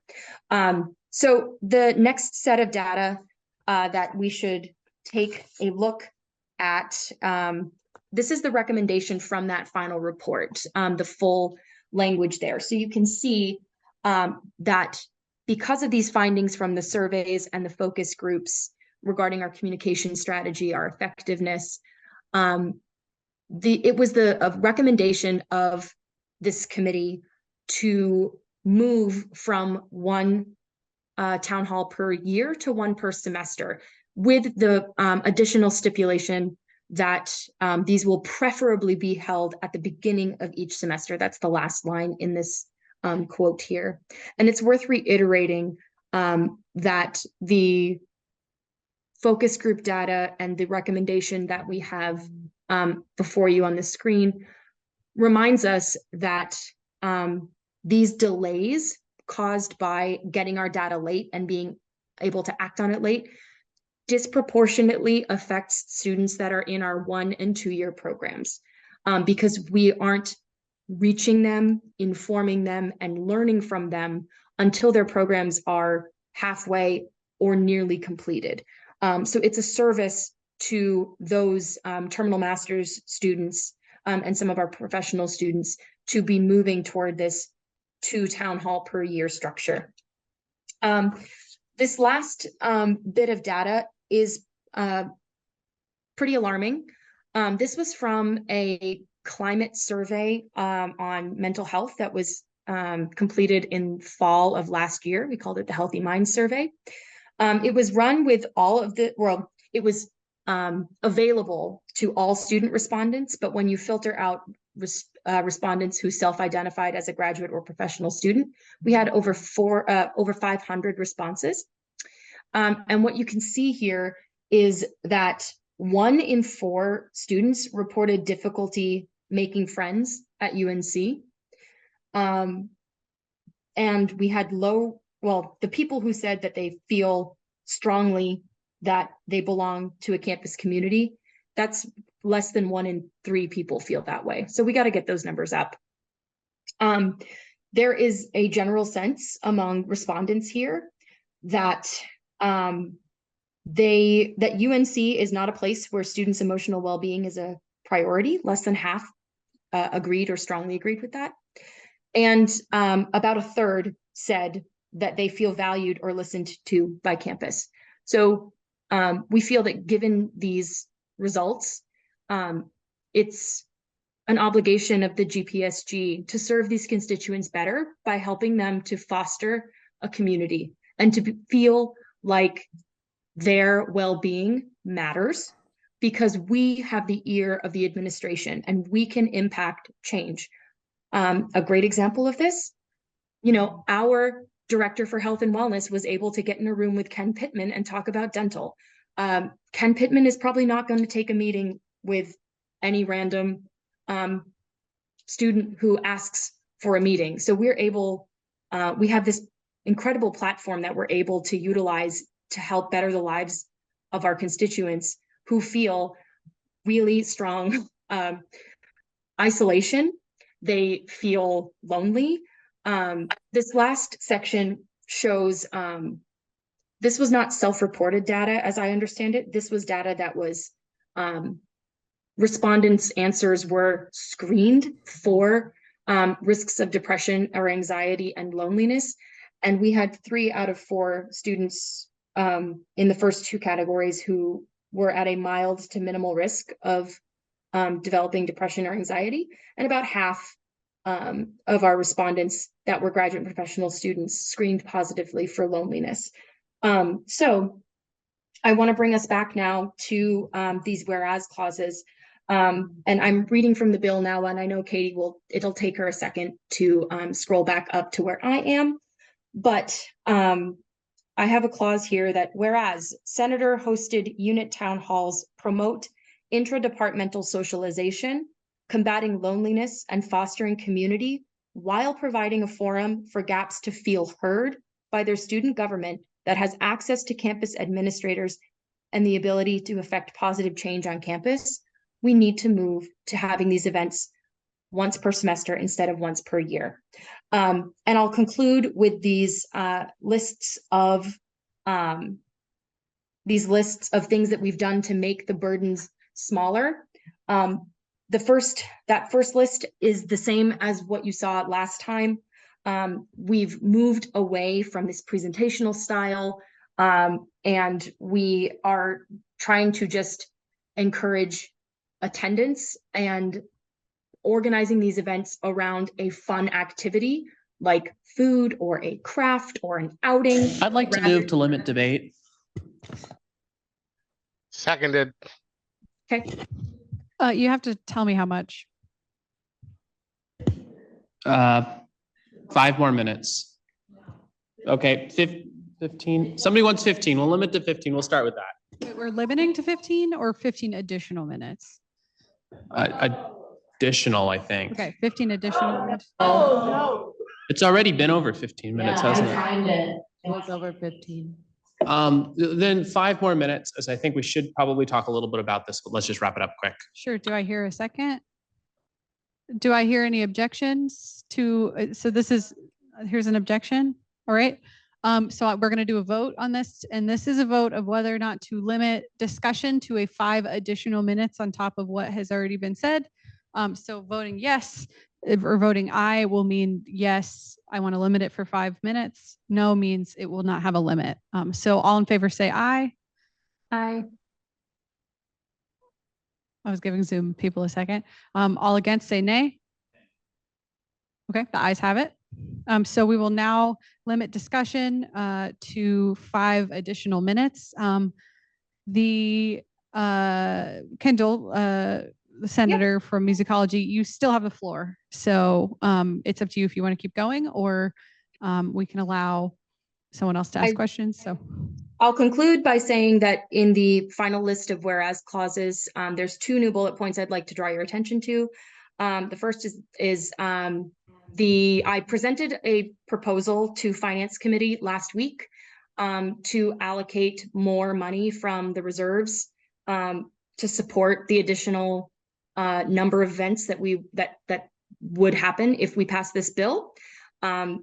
And then finally, the last bullet point is that we might be doing away with the language town halls because it is sort of loaded with this political presentational mode. That's all. Thank you for your time. thank you, Senator. I think next is Riley on Zoom. You were the first one I saw.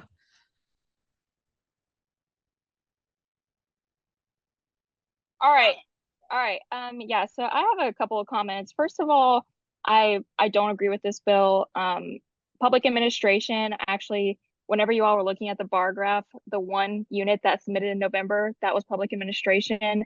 I feel like this bill is almost sort of like penalizing us. But we are doing our job. Our constituents are constantly engaged with us. They know who their senators are. I fully support the second town hall being voluntary. I fully support raising the budget so that people can do whatever they want to do. But I think that requiring 2 town halls is a little bit ridiculous. We have plenty of senators with only one senator, so that's kind of a lot of work.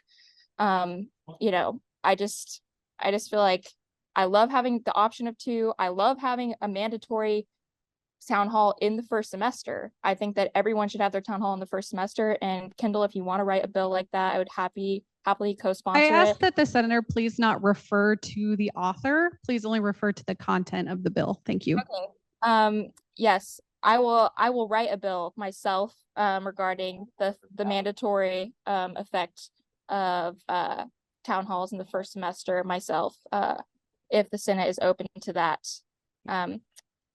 Yeah. All right, thank you.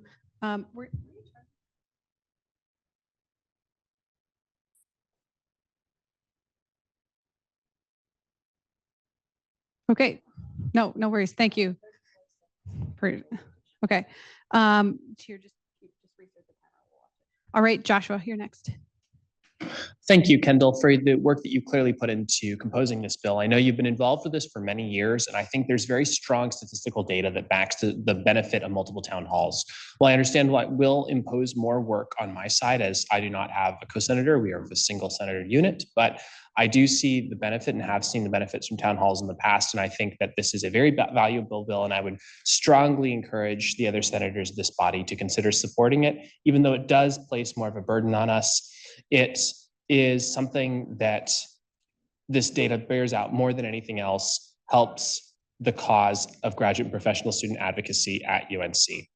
And from a finance perspective, I think we discussed this at our last meeting, and we are amicable to providing more funding as necessary. Logistically, it made no difference to provide the money now or later based on how our systems work. Great, thank you. No, keep it going. Just keep it going. Yeah, you're good. You got it's okay. We're new at this. Isaac, go ahead. Isaac Weiss, mathematics. I have a motion to extend debate for 5 minutes. And if that motion passes, I do have a question, but I know we're like 30 seconds. We pause it. Seconded. Second. I hear a second. Are there any objections? Okay, an objection. All right, now we will vote on that motion. So aye means yes, we will extend the debate 5 more minutes. No means we will not extend debate 5 more minutes. All in favor, say aye. Aye. All against, say nay. Okay, the ayes have it. So we'll now extend 5 additional minutes.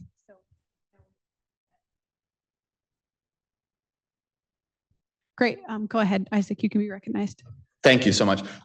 Kendall, I'm wondering if you could speak a little bit about why we would choose to do 2 town halls, choosing to do one particular town hall at a structured time, say in November or October, because your graph, saying that everybody's doing it in April is alarming, but doing 2 per semester does not, 2 per year does not really fix that issue. I mean, people are still going to do the April one, people are still going to choose to do a December one, and both of those are kind of moot to your point. They don't fix anything because you do the December one, then it's finals, then you go home, you come back, you forget everything, you do the April one, rinse and repeat.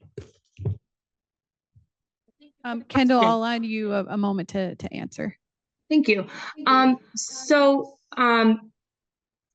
To your question about utilizing data from December, because we still have the entire spring semester ahead of us, and because that data will come in time for aspiring GPSG administrations to utilize it in their platforms, I do think there's value in having the event in the fall. But you do raise a good point, why 2 town halls? I haven't heard any, respectfully, from everyone who is rejecting this proposal, I haven't heard anyone propose anything differently.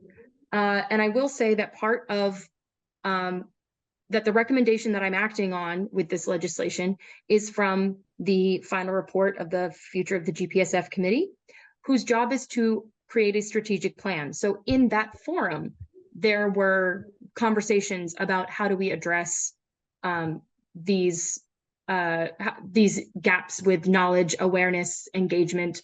And at the time, again, 2021, this was the proposal that was brought.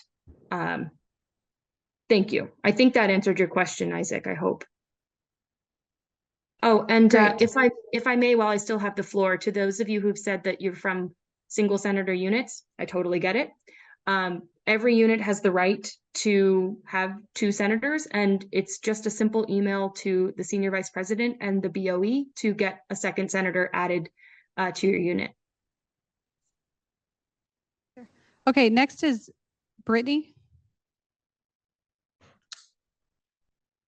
Hi, it's Brittany, biochemistry and biophysics. So I was gonna, okay, before I make my comment, I'll answer back about the senator position, having a 2nd senator. We can advertise for senators, but if students do not want to become a senator, then it is out of our control to make somebody like join as a senator.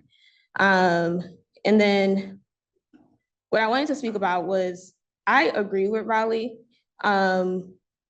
I would say, is it possible to have a bill where we require it, at least one, and it's optional if somebody wanted to have two.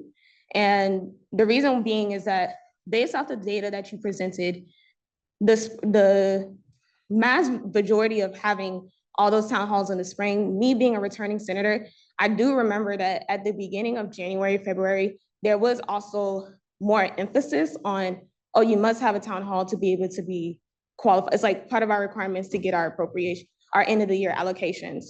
So that also makes a difference if people are not thinking about that until the spring semester.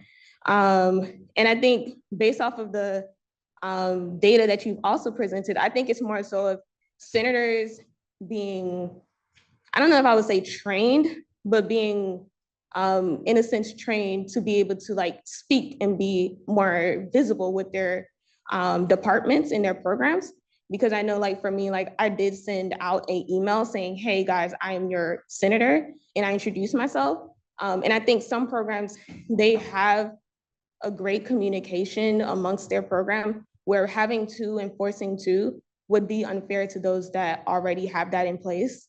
So those are like my thoughts, and I guess you can give feedback regarding that. But I think I do not think being required for two would help us as senators. Thanks for that comment. I think that the right to to hold a second optional one already exists in the code as written. There's nothing preventing anyone from having a second event. To your point about events happening in the spring because senators were told about them in the spring, they were also told about them in the fall. And I can say that assuredly because I know that I hosted senator orientations in September, and the slides that I used and the handouts that I have all include your responsibilities as a senator is to host a town hall. That's something that we talk about frequently and early because we know people tend to have these events later in the year. And to remind senators in February and March that they need to be holding these events is so that they aren't delinquent in their responsibility to hold the event at all. All right, thank you. Okay, we have 5 seconds left, so I think that is going to be. Motion to extend debate 5 more minutes. All right, do I hear a second? Second. Wait, did what? Did Second. Oh, okay. Sorry. I thought Nick seconded his own motion and I was confused. Do I hear any objections? All right. We will do another vote. So yes means extend. No means not to extend. All in favor of extending, say aye. Aye. All Aye. against, say nay. Nay. Nay. Okay. The noes have it. So we will now end debate. And we'll move on to the next bill. So thank you, everybody. That was 54-005. We're now going to move on to. I would like to make a motion to appeal the ruling of the chair with a recorded vote. Second. Okay. Second. Okay. I will say there were literally like 3 people that said yes, but I'm happy to do another one, but I'm just saying. But Point of hands? clarification, Okay. I think a lot of the ayes were on Zoom. Yeah, those were the 3 were the ones on Zoom, but let's do it by hands. I'm happy to do that. So we're going to repeat the motion. Repeat the vote. So now we will do it by hands. Ben, can I have you lower your hand on Zoom? I have you listed as having had raised your hand, but I just want to make sure we have a correct count. Thank you so much. So now we will repeat the vote. So we will do hand vote. So all in favor will raise their hands now. I'll give a moment for those on Zoom. So all in favor of extending discussion, to clarify. So that is 1, 2, 3, 4 5 on Zoom. 1, 2, 3, 4, 5. And keep raising your hands. I didn't count. And then 6, 7. So 7 yeses. Okay, thank you. So 8 yeses. All against, please raise your hand. 1, 2, 3, 4, 5, 6, 7, 8, 9, 10, 11, 12, 13, 14, 15, 16, 17, 18, 19, 20, 21 no's. So that motion does fail. Megan Fenrich from Department of Romance Studies. Can I move the motion to be postponed until the next meeting? You're asking to postpone the legislation till the next meeting? Seconded. Technically, Point of yeah. information. I Can I believe explain they why? tabling the bill. So you're asking to table the bill until the next meeting. So that Yes, means because I don't think enough people spoke their opinions regarding this bill. And I think this is a very important move, a very important bill to decide upon. all right. Okay, so I heard a second, I hear an objection. So now we will vote on whether or not to table 54-005 to the next meeting. Yeah, is there a postponed? Sorry, table has to be resolved during the meeting. Postpone is to a future meeting. So just quick clarification. Thank you. Postponed. Okay, I need to get one of those in front of me so I know the words. Okay, so we will now be voting on a motion on whether or not to postpone again 54-005 to the November Senate meeting. Can I have, okay, I'm gonna have the people on Zoom raise your hand for this one because I have a really hard time catching everyone. So just so you know, I haven't done it yet, but I'm in just a moment, I'm gonna have you raise your hand for yeses and nos, if that's okay. So put your hands down to start. Thank you. So all in favor of postponing 54-005 to the November meeting, please raise your hand on Zoom and say aye.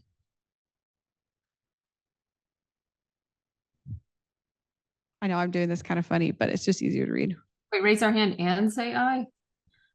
I'm counting the number of people on Zoom, and then I'm also listening to the ayes.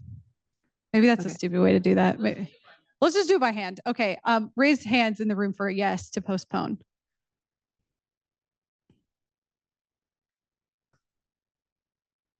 That's 14 in here. Okay.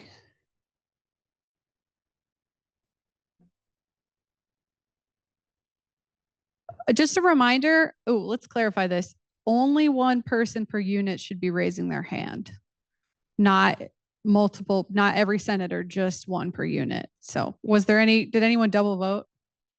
No? Okay, cool.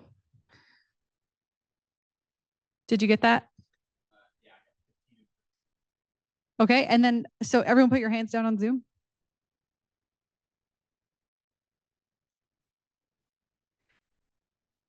All those against of postponing the bill, please raise your hands.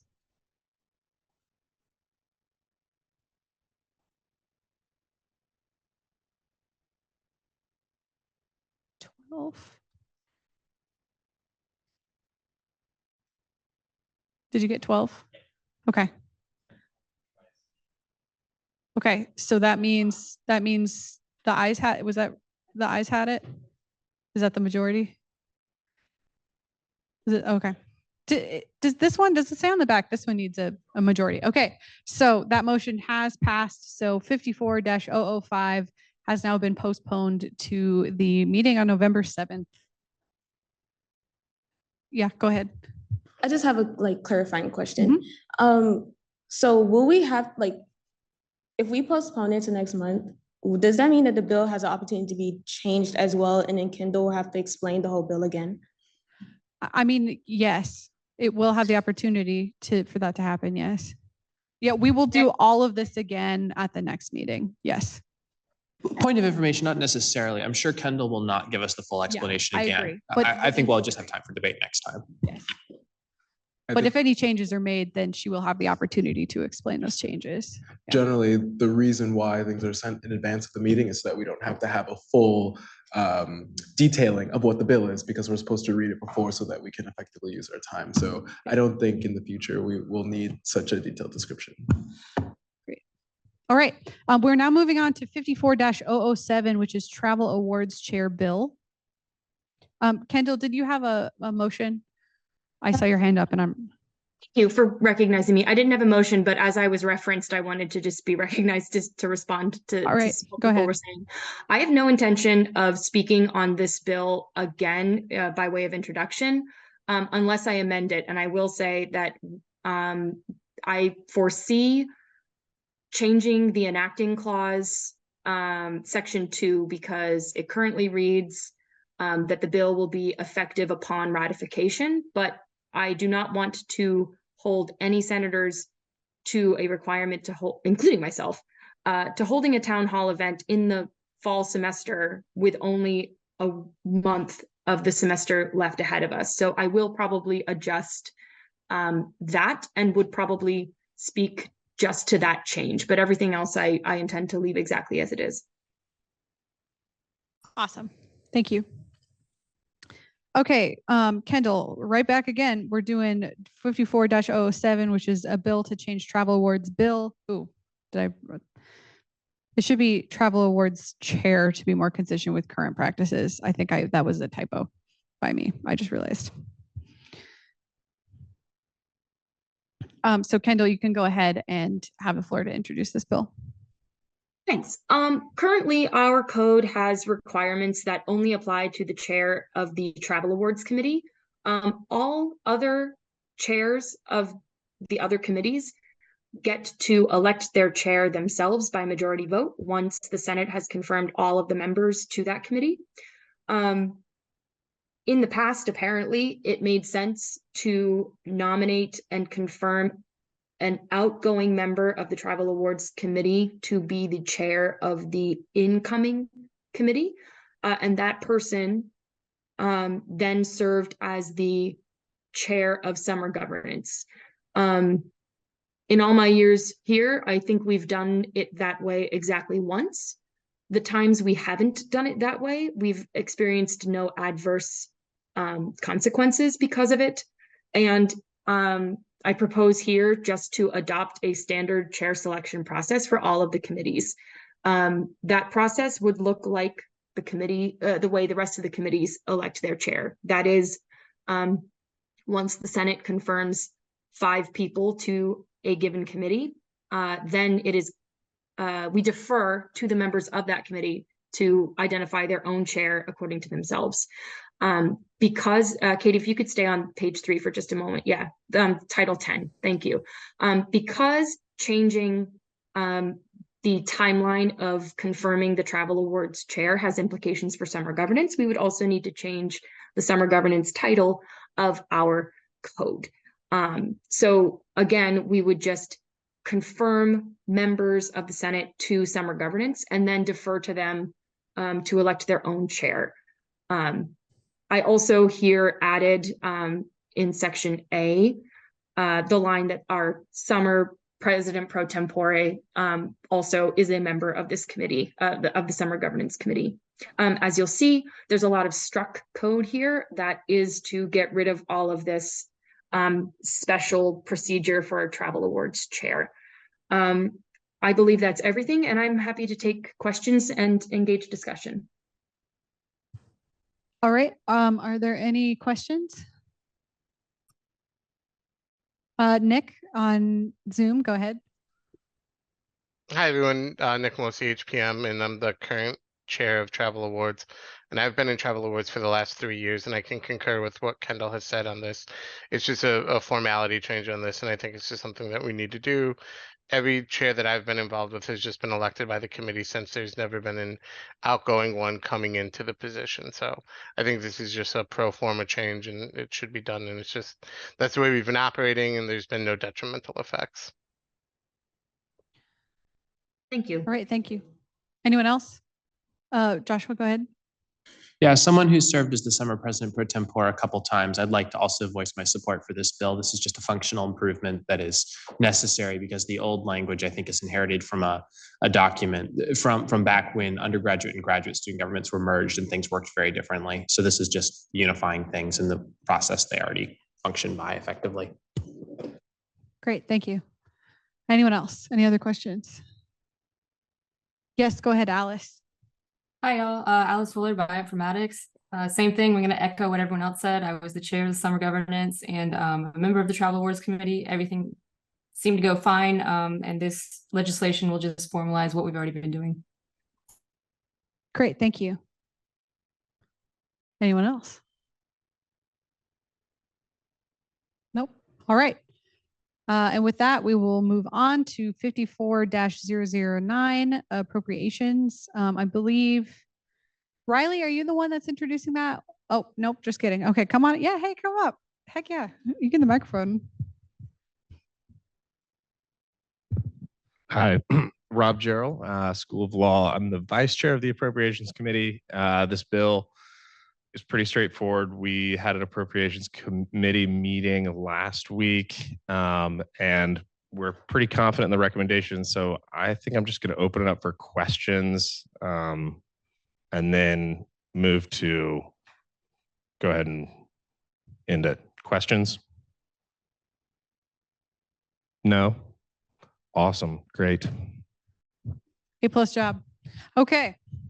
With if there's no questions, we will end discussion on that bill, and we will now move to 54-010, which is the external appointments charter. Is Abigna here by chance? I know that she had class. Okay, I will go ahead and introduce this for her.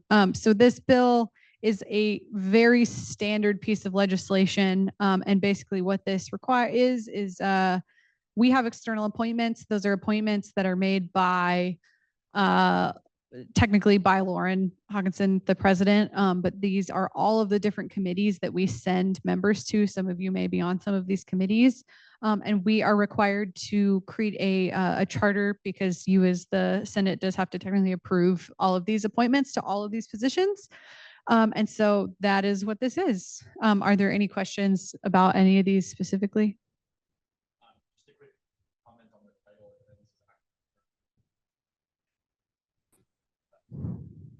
Thanks, Josh. This is Luke Connors, Vice President of Communications. Just a quick comment on the title. It currently says an act to confirm approve. We should delete one of those words. Sure. Do I don't think you can necessarily make that. So I'll ask another senator. Okay, so moved. Do I hear second? Second? Any objections? Nope. Okay, we will fix that. We will remove. Do you want to remove confirm or remove approve? Fantastic. Okay. Will you just write that in the notes for me, and I'll change that after the meeting, so we don't have to do it right now. Any other questions about this bill? Sorry, this is another clerical thing, just to make this quick. Technically, Abigna can't introduce legislation. I'd like to move to amend that line to read Lauren Hawkinson. Yes, we absolutely can do that. Good catch. Do I hear a second for that? Second. Okay. Objections? None. Okay. Thank you for that catch. I got this one a couple of days ago and I haven't had time to comb it too closely. So awesome. All right. And last, we are going to do 54-011, which was the bill that was motioned to be added to the agenda, which is the September Travel Awards bill. So we will add the correct numbers on here for the legislation number. Nick, do you want to say anything about this bill? Yep, this is our kind of standard travel award bill. We received 49 applications this month. Of those, we funded 24 of them. Or I should say this month. This consists of applications that came in over the summer and that came over during the beginning of the academic term. So we had a good group of applications. We're sending them to either conferences, research, or professional development. And I think this is a good group of people to send off for their academic travel. I'm happy to take any questions. Are there any questions?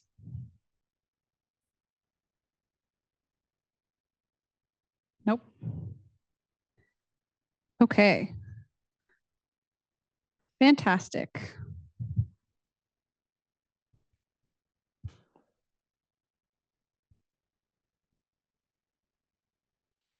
Luke, can you check the ballot?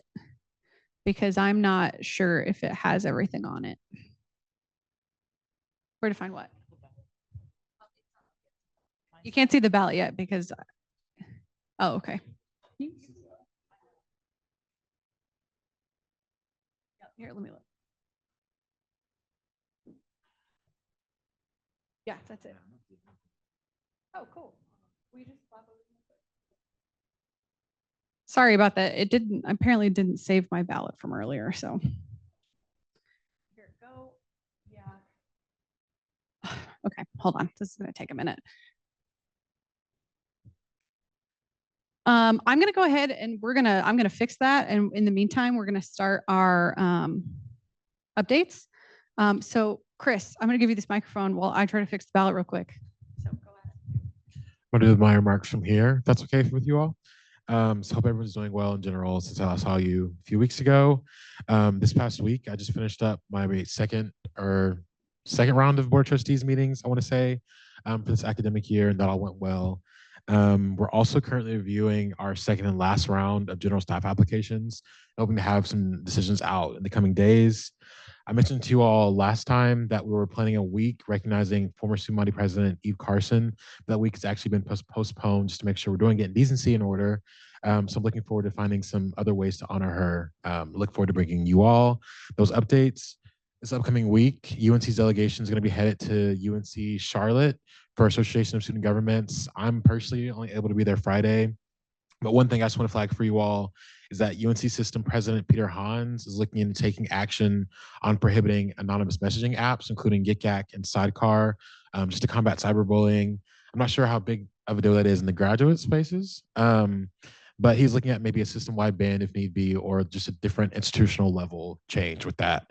So I'm definitely heeding some student voices on that matter. So if y'all have any insight or thoughts, definitely let me know. I also have a meeting this week with UNC Police Chief James. I'm looking forward to just discussing the ways in which my administration and government as a whole can support safety on campus, since we've all kind of been thrown in the limelight with that. And speaking of student government, at least the undergraduate executive branch, we just released a list of advocacy goals for safety on campus.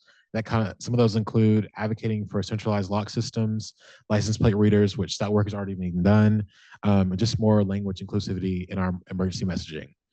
And lastly, University Day is also next week. So looking forward to celebrating university next Thursday. And I know there aren't any classes that morning. I don't know the times exactly, but that should be online as well. But that's it for me. If y'all have any questions.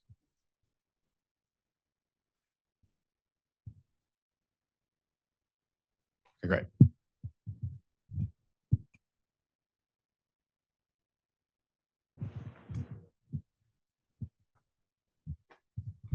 Thank you. Oh, question, go ahead. Hi, I just had a quick question about Nick mentioned, how do you actually ban the apps? Is it just like on the Wi-Fi on campus? You can't use those apps or websites? Yeah, I think that's what they're looking at. I think just one kind of concern about that is people can just like turn on data and still access the sites. So I think they're just looking at a different like institutional decision. So for example, App State, they use that resource to kind of talk about like if parking's free and very proactive things.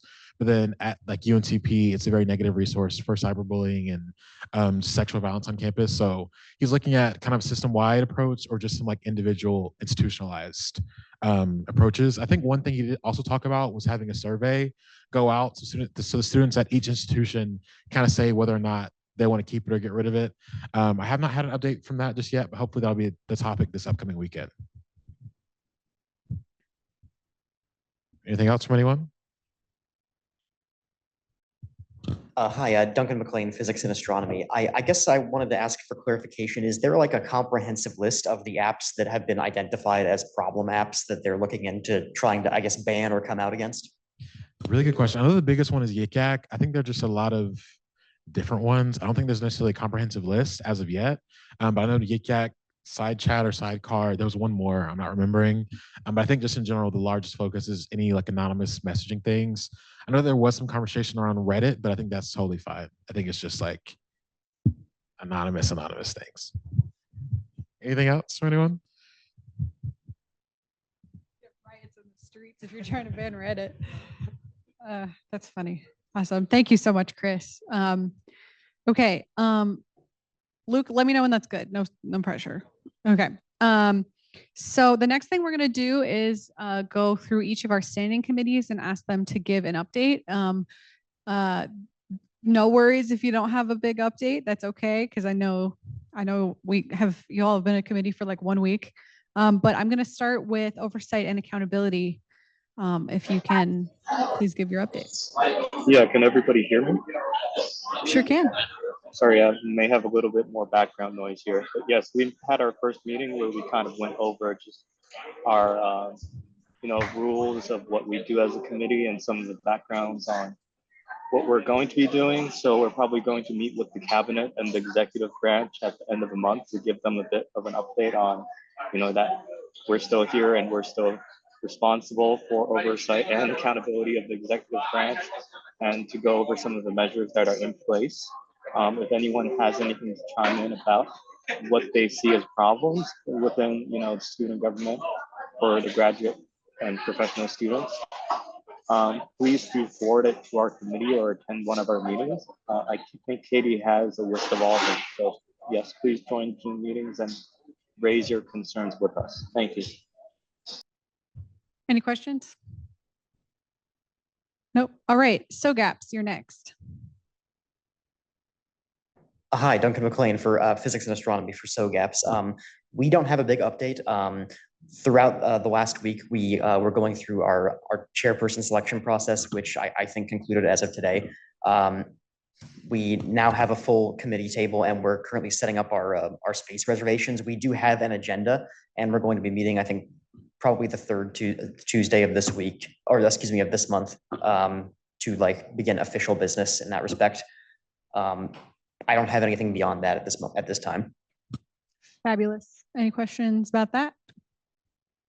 Nope. Okay. Travel awards. Hi, everyone. Yeah, so quickly, we reviewed all the applications that came in over the summer. Our travel awards committee really hustled on that because there are 3 new members on the committee who had no training prior to this. So we did training on a Friday, Saturday and Sunday they scored, and Monday we made our final recommendation. So I just want to say good hard work for everyone on that. With that, I think those applications that we now have in, I think are great. And I'm happy to take any questions that you guys might have on travel awards.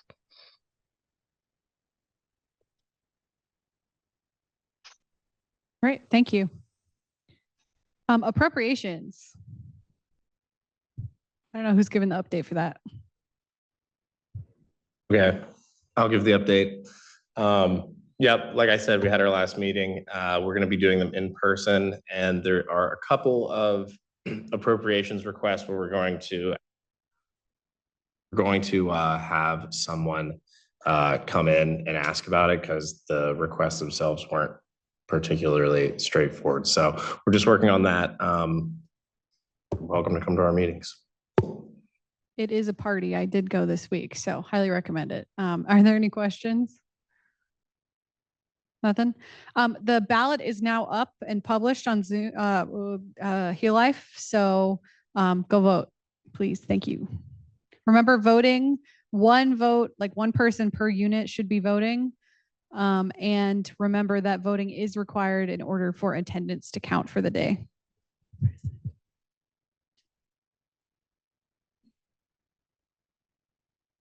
Right there. Okay, just gotta. Also, raise your hand if you're having issues, and someone will come help you with issues if you have any. Rules and Judiciary, you're next. Hello. So we had our first meeting, I think Tuesday or Wednesday of last week. We have been working on the town hall bill. So I don't know what the status of that now is, if it's been sent back to committee or not. It's just been postponed. It's just been postponed. So I don't think it will go back unless another change gets made. But if for any reason it is sent back to committee, once we've established a routine meeting time, as these bills are coming through, I welcome any and all of you to come and participate in that committee meeting. And I think we just got a new member today. And so hopefully we will have our solidified meeting time posted toot sweet. Awesome. Yeah, go ahead. You need help. Fantastic. Okay, someone go help the senator over here. Maybe Luke can help. We'll get you figured out. We had an email earlier about this, didn't we? About were you not having access to Heal Life, or was that Canvas? Okay, cool. Let's see if Luke can help you, hopefully. Okay, I also want to mention about in general. So I realize that we have been on a weird schedule. Now we will be back to a normal schedule, but in general, when it comes to a bill that you have a strong opinion about, the best thing to do is to go to the committee meeting where that bill is going to be introduced in order to be able to share opinions on the bill and share edits with the bill or things that you think about the way that the bill should be done. That is really the time and place for that the most. Of course, we have time here, but we only have so much time. And so I would strongly recommend that those committee meetings are the time to do that. I don't know if the town hall bill in particular, since it's not going to go back to committee, if there will be a time to speak on that, but I just want to say in general, just for everybody's knowledge, that will generally be the place and time that's best to bring comments for things like that, because there's more time available. So I just wanted to throw that out there. Any other comments for R&J? Questions? Sorry, can we have a motion to send that bill back to committee? It did not. It just was postponed to the next Senate meeting. Okay, Yes. thank you. Yes. Lastly, I'm gonna have finance. Please give your update. Yes. Hi, Katie. Can you all hear me? Yes, we sure can. So great. So our finance committee met for the first time last week and completed the chair selection process. So I'm honored to serve as that chair. So if you all have any questions regarding finance, please feel free to email me. But that being said, we do have our monthly meeting scheduled for the second Tuesday of each month, and that information should be available on the Canvas calendar. And I understand that we have a few more senators joining the committee, so welcome. Thank you. Fabulous. Any questions? I have a question. Do you think that you all, I assume probably at your next meeting, you all will figure out your plan for town hall funding requests for like that maximum or the minimum funding request that gets auto approved and all those town hall funding questions? Is that you'll work on that at your next meeting? Correct. Yeah, that's an agenda item. Fabulous. Awesome. Any other questions for finance? All right. We don't have any cabinet directors here, I think. Luke, do you have anything to say? Well, Jake's down here. Jake already did it. Okay, Luke, do you have any? You can technically say something if you want. Use the microphone. All right, I'm new here. Thanks. So just please check in with your constituents often. Be sure you understand their needs and be sure that you check in to see how those needs evolve. That's it. Great. Thank you so much. Okay. As always, leadership updates will be located there. I think they're already located in Canvas. So if you want to see the updates from all the other executive members, those are located there. And then I'm just going to go through some really quick announcements. The additional orientation, I did postpone it. It is actually now hopefully going to be next week. So for those of you that were asking about doing an additional orientation, since we had a special election today, I just decided to wait until we get all those people elected for special elections. So if you're still waiting to hear about an alternate orientation date, my plan is for next week. If you have not completed the senator information form, please do this or I will hunt you down. We will be hosting next month a town hall workshop and a legislation workshop. So when I get dates, I'll let you know. When I'm done with my proposal, I will have more time to think about this, I promise. There is the SAC committee, which is I don't remember the exact, but it's like the committee that refers to the chancellor. I don't remember the exact acronym. Maybe someone else says. Student Advisory Committee to the Chancellor, thank you, is looking for one more volunteer, preferably someone who's in arts and sciences. If you're interested in that, let me know. The first meeting is on October 10th. They meet 3 times a semester. So just let me know if that's something that you're interested in. I will happily forward you on to that. If you were unable to attend last month's meeting, September's Senate meeting, because that was a special emergency meeting, we are allowing the opportunity for excused absences. So if you have not already emailed, please email me and please email President Pro Temp Lauren here to email us your excused absence. Like you just have to include like a reason and that you weren't there, and we can get that fixed up. So next meeting, November 7th, 5:30. I'll let you know where it is. We have a room, but I'm going to try to get us in that government room that we were in last time, but I got to figure that out. So I'll let you all know. Appropriations due on the 17th. For the window between November 3rd and December 7th. And if you're attending a conference in December, travel awards are due the 1st of November. Is anyone else not voted? Nope. Okay, Luke, I think you can close that and announce the results.